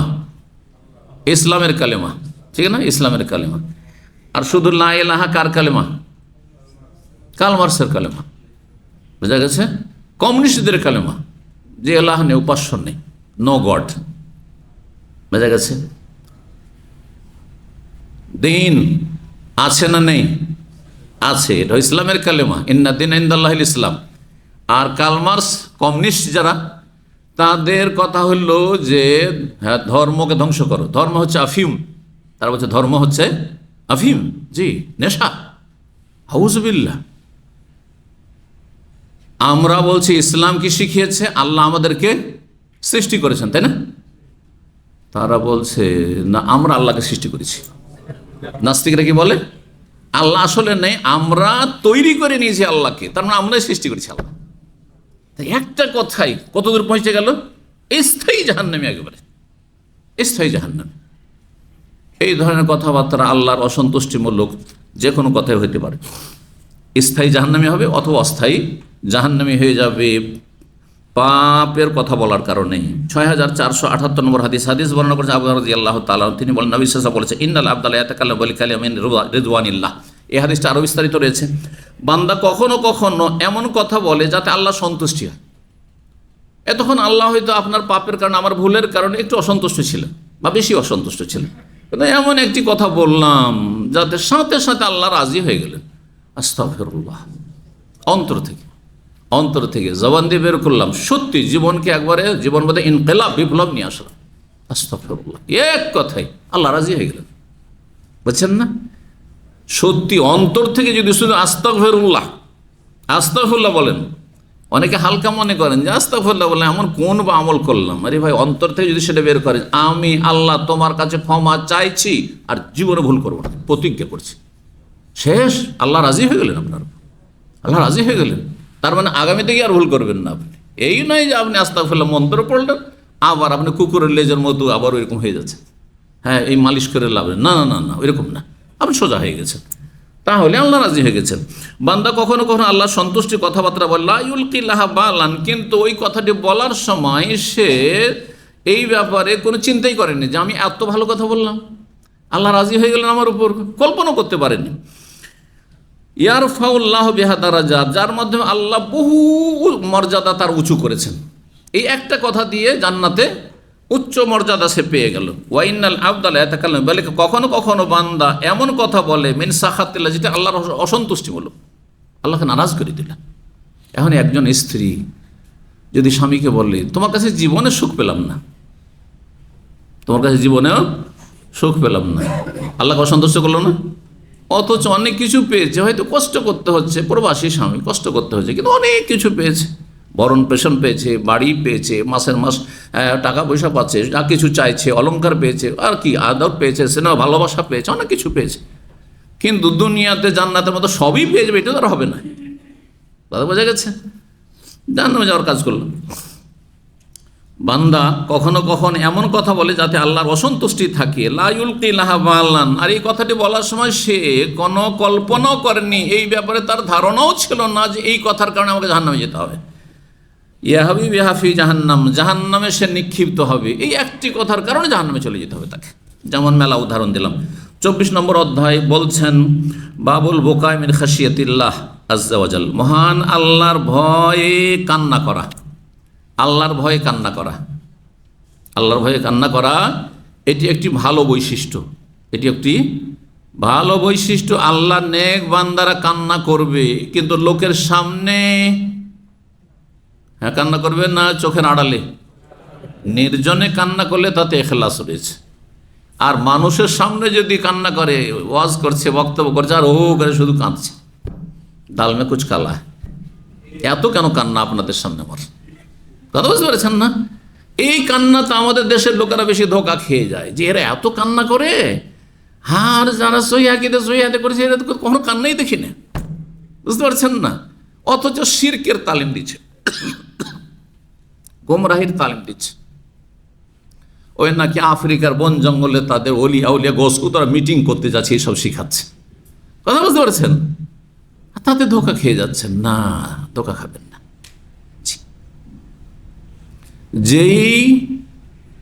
যেই মেঘে বৃষ্টি হয় না তার গর্জন তর্জন খুব বেশি।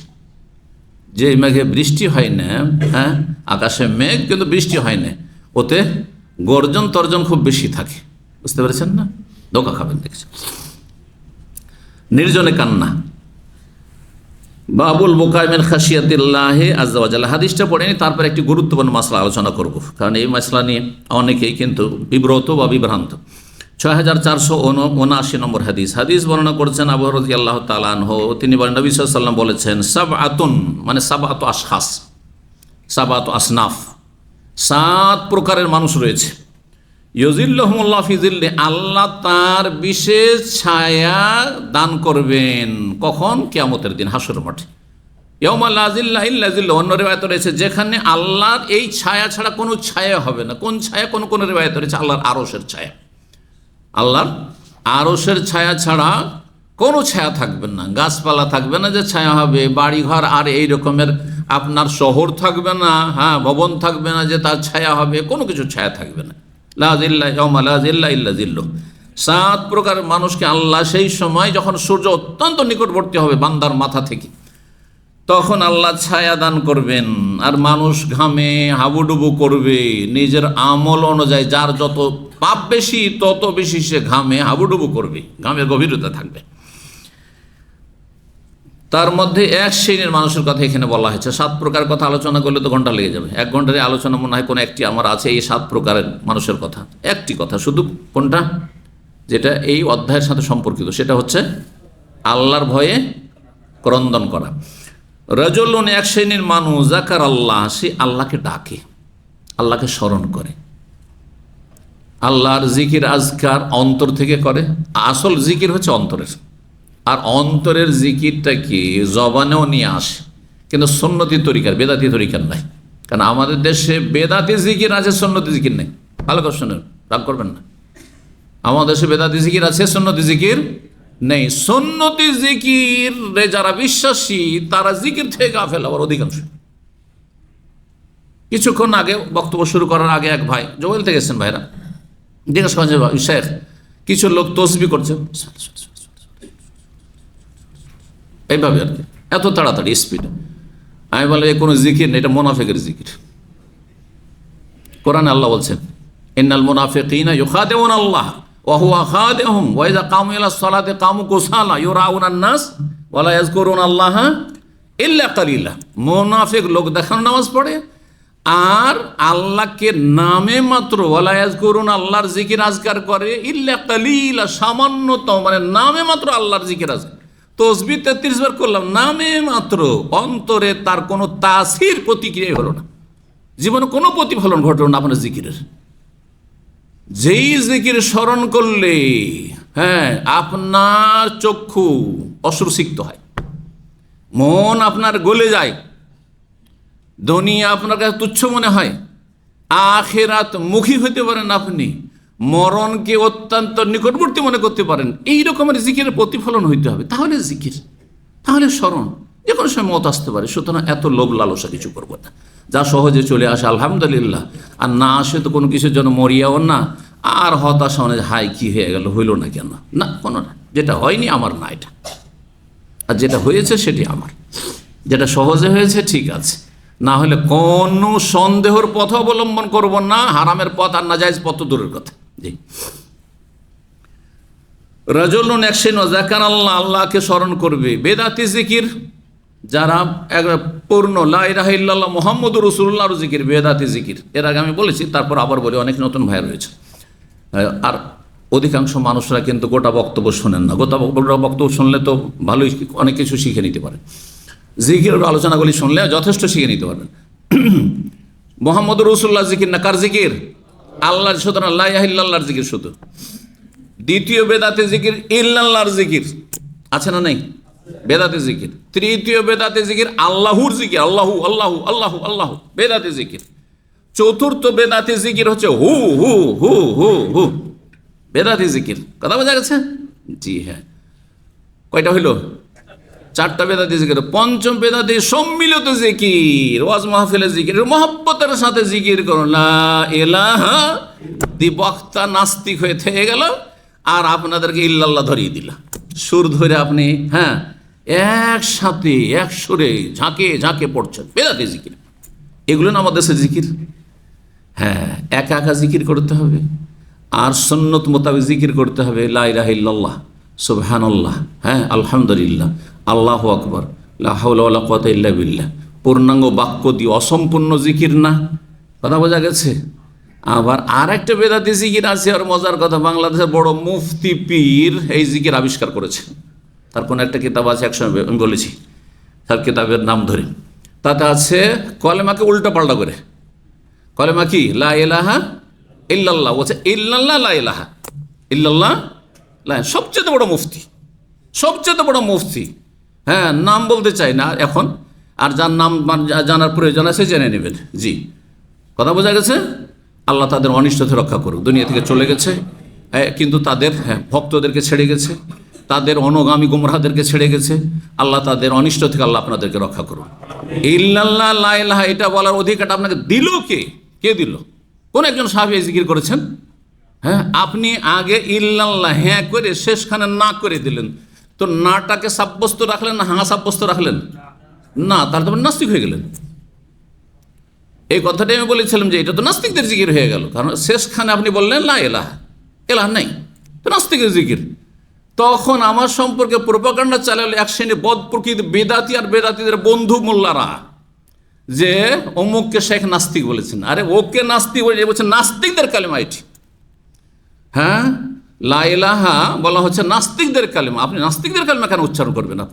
আপনি তৌহিদবাদী মুওয়াহহিদের কালেমা উচ্চারণ করুন, যারা আল্লাহ আহাদে বিশ্বাসী। আল্লাহ বুঝার তৌফিক দান করেন। যাকারাল্লাহ, তার সুন্নতি জিকির আজকার পূর্ণাঙ্গ বাক্যে যেমন কোরআন হাদিসে জিকির আজকালগুলি রয়েছে, এবং ধীর স্থির অন্তর থেকে জবানে উচ্চার করবেন, অন্তর থেকে যেন বেরিয়ে আসে, জীবনে যেন তাসির পড়ে, আপনার আখলাক আমলে চরিত্রে, হ্যাঁ দুনিয়ার জীবনযাপনে যেন তার প্রভাব প্রতিফলন ঘটে। আল্লাহ তৌফিক দান করেন।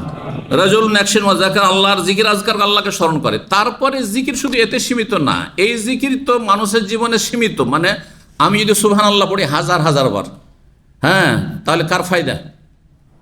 আপনাদের ফায়দা না আমার ফায়দা। কিন্তু আমি যে এই 1 ঘন্টা বা 1.25 ঘন্টা আপনাদের সামনে বুখারী দার্স দিচ্ছি, এটাও কিন্তু জিকিরুল্লাহ, আল্লাহর জিকির, মানে আল্লাহর আলোচনা। জিকির মানে আলোচনা, আল্লাহর কথা আলোচনা করছি, আল্লাহর দ্বীনের কথা, ইসলামের কথা আলোচনা করছি, আল্লাহ রসুল সাল্লাল্লাহু আলাইহি ওয়াসাল্লামের কথা আলোচনা করছি।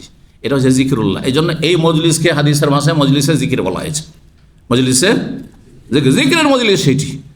এই জিকির যে 1 ঘন্টা 1.25 ঘন্টা করবো, এই যে বক্তব্যের মাধ্যমে, বুখারী শরীফের দার্সের মাধ্যমে, এতে আমার শুধু ফায়দা না আপনাদের ফায়দা?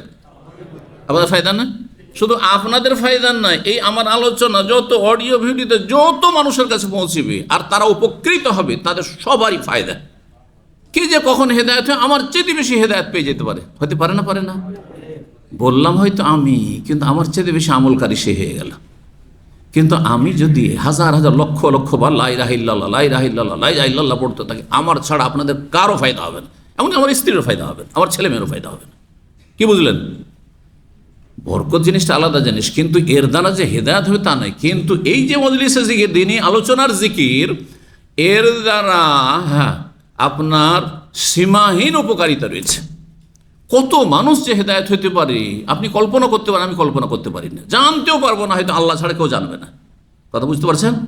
এই জন্য এইটাও মজলিসে জিকির, এর গুরুত্ব দেবেন। এখানে বসলে তাতে বরকত রয়েছে, রহমত রয়েছে, ফেরেশতারা ঘিরে আছে, এবং এখানে আপনি থাকলে আপনার অন্তর আলোকিত হবে, আখিরাতমুখী হবে, দুনিয়া বিমুখ হবে, দুনিয়ার লোভ লালসা কমে আসবে, হারাম কমাবেন, হারাম ত্যাগ করবেন, নেক আমল বাড়াবেন। আল্লাহ তৌফিক দান করেন। যাকারাল্লাহ, আল্লাহকে স্মরণ করে, ফাফাজাত আইনা, সুতরাং আল্লাহকে যখন স্মরণ করে তখন তার 2 চক্ষু অশ্রুসিক্ত হয়, 2 চক্ষু দিয়ে অশ্রু প্রবাহিত হয়। তাহলে এমনভাবে আল্লাহর জিকির আজকার করবেন যে চোখ দিয়ে আপনার অশ্রু প্রবাহিত হবে, আপনার কান্না আসবে।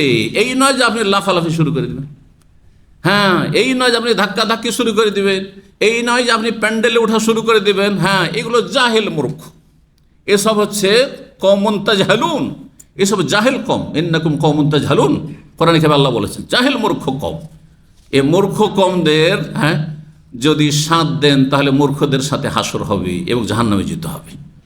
মান জালাল্লাহু বিহি, কোনো একজন সাহাবী একটু লাফিয়েছেন জিকির করতে করতে? কোন একজন সাহাবী দেখান। আরে নবী দুদের কাছে যদি সাহাবী একজন লাফাইতেন তো বলতাম খুব লাফাও। হ্যাঁ, এই লাফালাফি ধরো, প্যান্ডেল ওঠার ধর্ম পালন কর, আল্লাহ এদের অনিষ্ট থেকে রক্ষা করুন। কান্না, কান্না হচ্ছে, কান্নার 2টো অবস্থা। একটা হচ্ছে সালাতের বাইরে কান্না আসা, আল্লাহর ভয়ে কান্না। একটা হচ্ছে সালাতের ভিতরে, নামাজের ভিতরে। নামাজের বাইরে যদি কান্না করে তো কার আপত্তি নেই। নামাজের ভিতরে যদি আল্লাহর ভয়ে কান্না হয়, অথবা দুনিয়ার বালা মুসিবতের জন্য কান্না। অধিকাংশ লোকের কান্না কিসের জন্য? দুনিয়ায় ছুটে গেছে, হ্যাঁ, অথবা দুনিয়ার কোনো কিছু হ্যাঁ ক্ষতি হয়ে গেছে, হ্যাঁ, লাভ লসের ব্যাপার সবার আছে দুনিয়াতে, সেই জন্য কান্না করছে হয়তো। আর যেই কান্না আল্লাহর কাছে প্রশংসনীয়, নন্দনীয়, নিন্দনীয় নাই, সেই কান্না হচ্ছে আল্লাহর ভয়ে, মিন খাশিয়াতিল্লাহ, আল্লাহর ভয়ে কান্না। জি, তো আল্লাহর ভয়ে কান্না যদি নামাজের বাইরে হয় তাহলে তো কারো আপত্তি নেই। হ্যাঁ, যতই কান্না হোক না কেন, আর আওয়াজ উঁচু হোক না কেন, কোনো অসুবিধা নেই, হাওমাও করে হোক না কেন, কোনো অসুবিধা নেই। নামাজের ভিতরে যদি কান্না হয় তো জায়েজ কি না? না নামাজ বাতিল হয়ে যাবে? যে বলবে হাত তুলবে, যদি কোনো মুফতি থাকেন, ছোট মুফতি, ছাত্র মুফতি বলছি, মানে ভাববেন না যে তাহলে আর হাত উঠাবো না। বলেন, আপনাদের কি জানা আছে? কান্না চলবে? হ্যাঁ, হাওমাও করেন না, হ্যাঁ, ধীরে আসতে। কিন্তু যদি নিজেকে সামলাইতে না পারে, হ্যাঁ, আল্লাহর ভয়ে সমস্যা নেই। জি, আর নামাজের মধ্যে যে কান্না সেটা দুই ভাগে বিভক্ত। একটা হচ্ছে আল্লাহর ভয়ে কান্না, আর একটা হচ্ছে কোনো বিপদ আপদ এসেছে, হ্যাঁ, তার ছেলে মারা গেছে, মেয়ে মারা গেছে, হ্যাঁ, বাপ মা মারা গেছে, নামাজ পড়তে যে হাও মাও করে কান্না শুরু, মা গো বাপ গো করে কান্না শুরু করে দিল। যদি কথার উচ্চারণ হয়ে যায়, হাও মাও করে কান্না করতে গিয়ে যদি কথার উচ্চারণ হয়ে যায় মা গো বাপ গো করে কান্না, যেমন আমাদের দেশের কান্না, দেশীয় কান্না, তাহলে নামাজ নষ্ট হয়ে যাবে, কারণ কথা বলার কোনো সুযোগ নামাজে নেই। কিন্তু আওয়াজ যদি হয় শুধু, প্রথম কথা, আর যখন দুই ভাগ করলাম আর একটু ভালো করে বলি, যে একটা হচ্ছে আল্লাহর ভয়ে কান্না, আর একটা হচ্ছে হ্যাঁ দুনিয়ার কোনো বালা মুসিবতে কান্না। দুনিয়ার বালা মুসিবতের জন্য কান্না নামাজের বাইরে হোক ভিতরে হোক, বাইরে হলে কান্না করছেন হয়তো জায়েজ, কিন্তু প্রশংসনীয় না, আল্লাহর কাছে কোনো প্রিয় না। বালা মুসিবতে এসছে, ধৈর্য ধরেন, কাঁদবেন কেন। আর নামাজের ভিতরে বালা মুসিবতের, অধিকাংশ লোক বালা মুসিবতের জন্য, চাকরি নেই কান্না করছে নামাজের ভিতরে, অথবা পেটে খেতে নেই কান্না করছে, মা খুব অসুস্থ আছে কান্না করছে, হ্যাঁ, নামাজের ভিতরে বালা মুসিবতের জন্য কান্না, কারো কাছে মার খেয়েছে কষ্ট পেয়েছে সেই জন্য কান্না। এই কান্না যদি নামাজের ভিতরে হয় আর তাতে হাওমাও করে আওয়াজ হয়, তাহলে নামাজে জায়েজ নয়, এটি নামাজে জায়েজ নয়। কারণ কান্না আপনার কিসের জন্য? দুনিয়ার জন্য, আল্লাহর জন্য নয়, প্রথম কথা। আর দুই নম্বর কথা, তাতে আপনি আওয়াজ করছেন, হ্যাঁ, এটা আপনার জন্য হ্যাঁ অনুমতি নেই এর যে আপনি এই কাজ করবেন। কিন্তু আল্লাহর ভয়ে যদি কান্না হয়, তাহলে আসল উত্তম হচ্ছে কান্না নীরবে হবে। কান্না কিসে হবে? কান্নার সম্পর্ক চোখের পানির সাথে হবে, হ্যাঁ, অশ্রুসিক্ত হবে, চোখের পানি বহাইবেন আপনি, যথাসাধ্য আওয়াজ হইতে দেবেন না। কিন্তু আওয়াজ যদি হয়ে যায় তারপরেও তো জায়েজ রয়েছে। নবী সাল্লাল্লাহু আলাইহি ওয়াসাল্লামের নামাজের ভিতরে কান্না হইতো, আর হাদিসে রয়েছে আজিজুন, হ্যাঁ, ওয়ালাহু আজিজুন কা আজিজিল মিরজালে মিনাল বুকা। নবী সাল্লাল্লাহু আলাইহি ওয়াসাল্লামের ভিতর থেকে একটি আওয়াজ আসতো, চাপা আওয়াজ, কি ধরনের? আজিজিল মিরজালে মিনাল বুকা, যেমন হাঁড়ি পাতিলে পানি গরম করলে শো শো করে আওয়াজ হয়, কি হয় না? পানি যখন ফুটন্ত পানিতে আওয়াজ হয় না? আর হিটারে পানি ফুটাইলে দেখবেন, আমরা চাটা করার জন্য হিটারে পানি ফুটাই, পানি ফুটে গেছে, টকবক করে ফুটছে, আওয়াজ হচ্ছে, বাইরে হচ্ছে না? এইরকম ভিতর থেকে আওয়াজ বেরিয়ে আসতো, সেটা শোনা যেত। তাহলে বোঝা যেত নবী সাল্লাল্লাহু আলাইহি ওয়াসাল্লাম এটা হয়েছে। এটা হলে কোনো অসুবিধা নেই, কারণ এটা প্রমাণিত, হ্যাঁ, এটা কোনো আপত্তি নেই, মাকরুহ না, অপছন্দনীয়, জায়েজ, হ্যাঁ, বরং প্রশংসনীয়।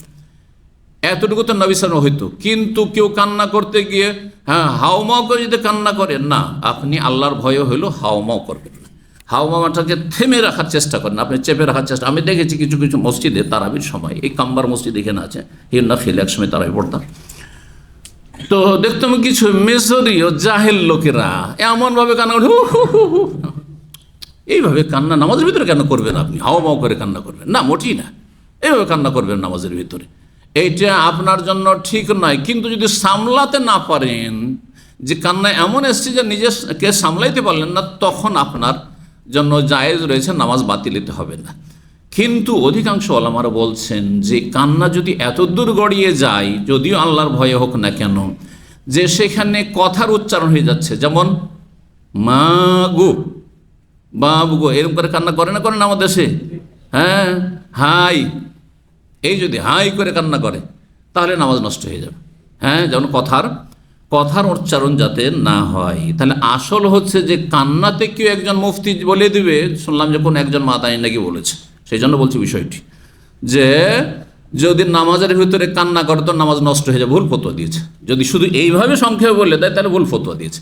যতক্ষণ কথা উচ্চারণ না হবে ততক্ষণ নামাজ নষ্ট হবে না, যদিও আওয়াজ হোক না কেন, হ্যাঁ, হাওমাও করে হচ্ছে, কিন্তু তাতে কোনো কথা বোঝা যাচ্ছে না, শুধু হাওমাও হচ্ছে, তাহলে কোনো অসুবিধা নেই, জায়েজ রয়েছে। তবে সেটাকে কন্ট্রোল করার চেষ্টা করবে। নবী সাল্লাল্লাহু আলাইহি ওয়াসাল্লামের কান্নায় যেমন হয়তো চাপা একটা, যেমন সাউন্ড ভিতর থেকে বেরিয়ে আসছে আর বোঝা যাচ্ছে, পাশের লোক বা আশেপাশের লোক বুঝতে পারছে যে ইনি কান্না করছেন, এটা জায়েজ রয়েছে শরীয়ত সম্মত। আল্লাহু তাআলা আলাম।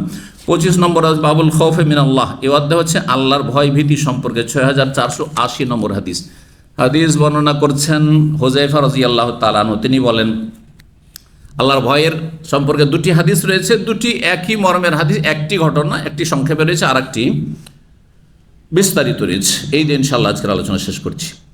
কানা রাজুল মিম্মান কানা কাবলাকুম, বলছে জনৈক ব্যক্তি তোমাদের পূর্বের উম্মতে ছিল, আগের জাতি বনি ইসরায়েলদের জামানায় কোন একজন লোক ছিল, ইউসিউ জান্নাবি আমালি, তার পাপ সম্পর্কে পাপের আমল ছিল, অনেক পাপ করেছিল জীবনে।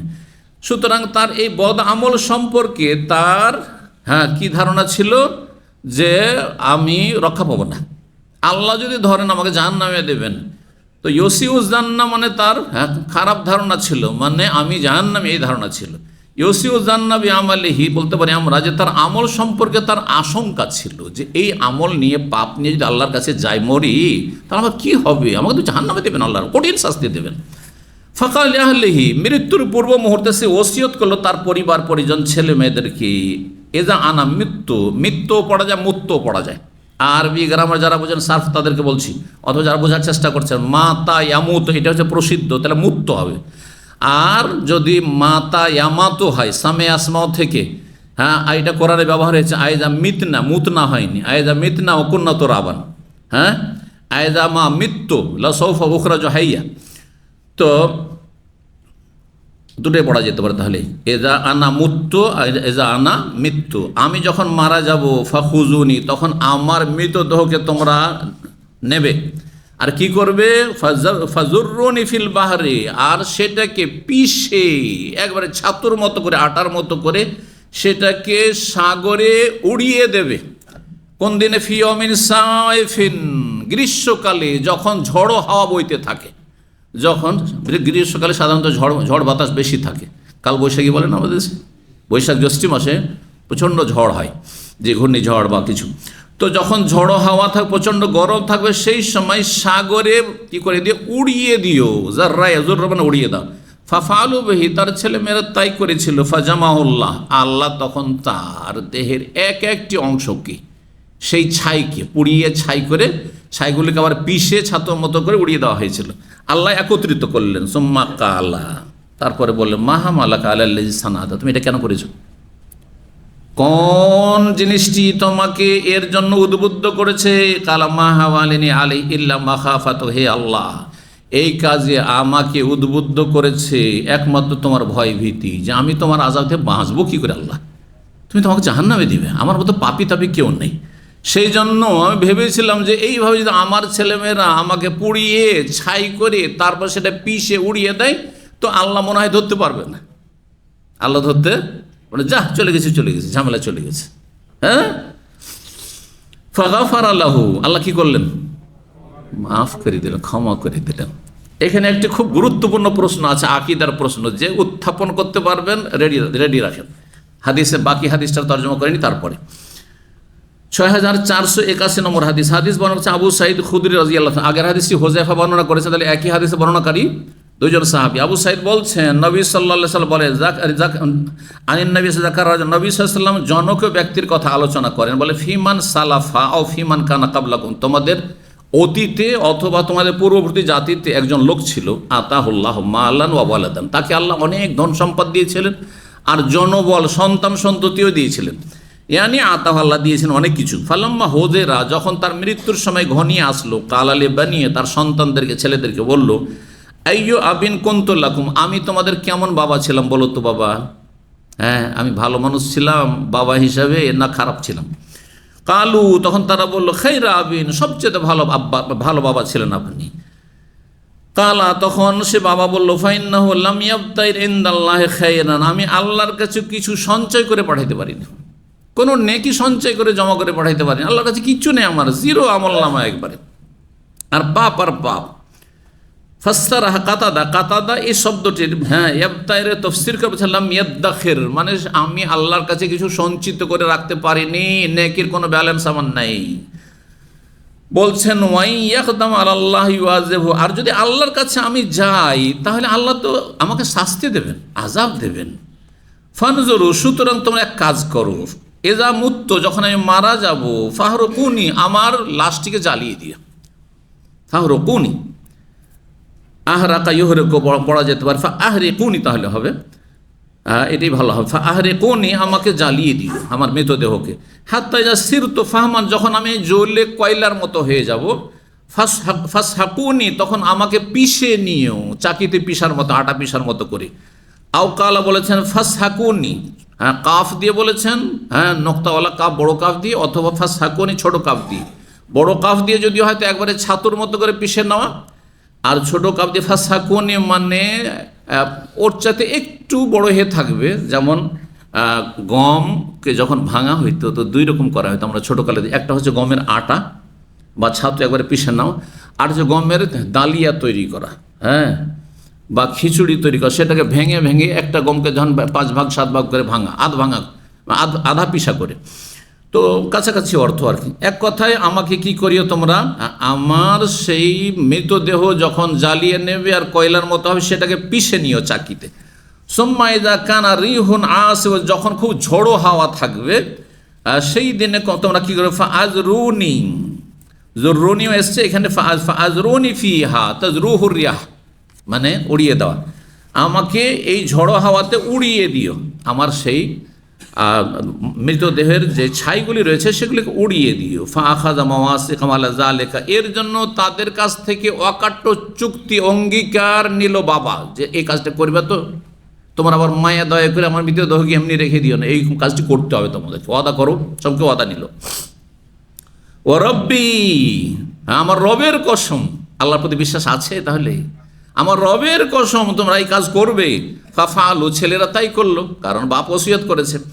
ফাকাল আল্লাহু, আল্লাহ তখন বললেন এর সম্পর্কে, কোন, তুমি জীবিত হও, একসাথে হয়ে যাও, হ্যাঁ যত জায়গায় ছড়িয়ে ছিটিয়ে আছো, আর তার কোন, তুমি একজন জীবন্ত মানুষে পরিণত। ফাইজা রাজুলুন কায়ুন, হঠাৎ করে আল্লাহর সামনে একজন সুঠাম মানুষ দাঁড়িয়ে আছে।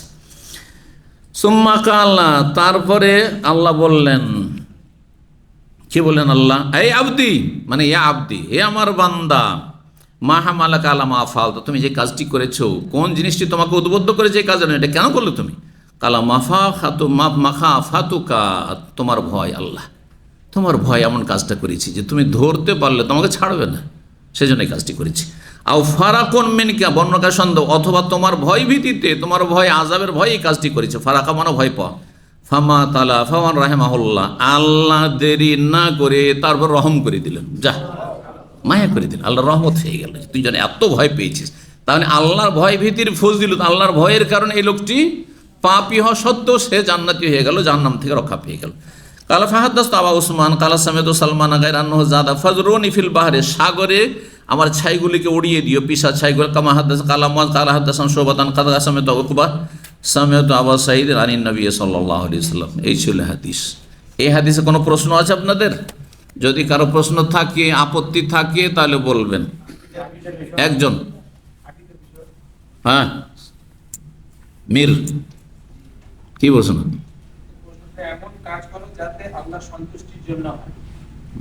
না না, এইখানে কোন আপত্তি আছে হাদিসটার উপর? কি আপত্তি আছে? হ্যাঁ হ্যাঁ হ্যাঁ, এই লোক না, উনি ঠিক, বাকিগুলো উল্টা পড়লাম। দেখেন, এই লোকটি যখন ওসিয়ত করেছিল, সে তার বিশ্বাস যে যদি এইরকম করে আমার ছেলে মেয়েরা করে, কি আমার সন্তানরা আমাকে এইভাবে আমার মৃতদেহকে জ্বালিয়ে কয়লা করে পিষে যদি উড়িয়ে দেয়, তাহলে আল্লাহ ধরতে পারবেন না। এটা কুফরি কথা না? কেউ যদি বলে আল্লাহ ধরতে পারবেন না, আমি এমন জায়গায় চলে যাব, এমন হয়ে যাব যে আল্লাহ ধরতে পারবে না, তো কাফের হয়ে যাবে না? কথা তো কুফরি। তো কুফরি কথা, কুফরি বিশ্বাস, আর ওই বিশ্বাস নিয়ে মরল, তারপর আল্লাহ তাকে কি করে মাফ করে দিলেন? কাফেরকে মাফ করা যাবে? আল্লাহ কি করে মাফ করলেন? বোঝা গেছে না? এর উত্তর কি হইতে পারে? হ্যাঁ, সে আল্লাহ বিশ্বাসী ছিল না? ছিল না?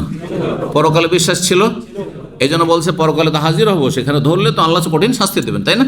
সব তার বিশ্বাস আছে, কিন্তু তার ধর্ম সম্পর্কে অজ্ঞতা ছিল, যে অজ্ঞতা তার আল্লাহ ওজর হিসাবে গ্রহণযোগ্য মনে করেছেন, আল্লাহ সেটাকে তার ওজরকে গ্রহণ করেছেন। সে ভেবেছিল যে এইভাবে যদি পুড়িয়ে একবারে ছাই করে একবারে আটার মতো করে তারপরে ঝোড়ো হাওয়াতে উড়িয়ে দেওয়া হয়, কোথায় চলে গেল আমার অঙ্গ প্রত্যঙ্গ শরীরে, সুতরাং আল্লাহ তখন আর আমাকে উঠাতে পারবেন না, তার অজ্ঞতার, অথচ আল্লাহ পারবেন। সেই জন্য তার অজ্ঞতা ওজর হিসাবে গ্রহণ করে আল্লাহ রাব্বুল আলামিন তাকে কি করেছেন? ক্ষমা করেছেন। তাহলে বোঝা গেল এমন কোনো মানুষ যার জানার যদি সুযোগ না থাকে আর আকীদার ক্ষেত্রে বিভ্রান্তি থাকে তো আল্লাহ মাফ করতে পারেন। কিন্তু আজকালকার জামানায় সাধারণত যারা শহরে গ্রামে বাস করে, হ্যাঁ, আফ্রিকার বন জঙ্গলের কথা বলতে পারবো না, ভারতে বাস করে, বাংলাদেশে বাস করে, অথবা সারা বিশ্বে বাস করে এমন জায়গায় যেখানে ইন্টারনেট ফ্যাসিলিটি আছে, সেখানে সহি আকীদা বিশ্বাস ধর্ম সম্পর্কে জানার ক্ষেত্রে কোনো অস্পষ্টতা আছে?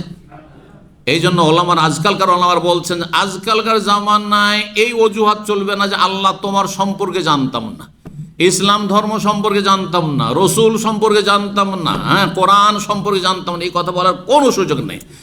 এই সময়ে এই জামানায় বলার কোনো সুযোগ নেই বেদাতীদের যে আল্লাহ জানতাম না যে মাজার পূজা শিরক, নাস্তিকদের কোনো সুযোগ আল্লাহ জানতাম না যে ইসলাম হচ্ছে তোমার মনোনীত দিন, এটি হচ্ছে মুক্তির পথ, আমরা জানতাম না, এ কথা বলার কোনো সুযোগ নেই। কারণ তাদের সামনে আমাদের সামনে যেমন নোংরা অনেক কিছু ভেসে আসছে, আমরা কি করছি? ইগনোর করছি। তাদের সামনে ভালো লেকচার, ভালো কন্টেন্ট, ভালো আরও কিছু আসছে, লিখনি আসছে কোরআন সুন্নাহর, কিন্তু সেগুলিকে তারা কি করছে? ইগনোর করছে, উপেক্ষা করছে। এগুলো মৌলবাদীদের কাজ, হঠাৎ এগুলো ওয়াহাবিদের কাজ, হ্যাঁ, এগুলো শুনতে হবে না, এই এদের শুনবি না। কথা বুঝতে পারছেন না? তাহলে হুজ্জত কায়েম হয়ে গেছে। এক কথায় আল্লাহর হুজ্জত আজকালকার জামানায় কায়েম হয়ে গেছে। পৃথিবীর কোনো মানুষ বলতে পারবে না যে ইসলাম সম্পর্কে জানতাম না।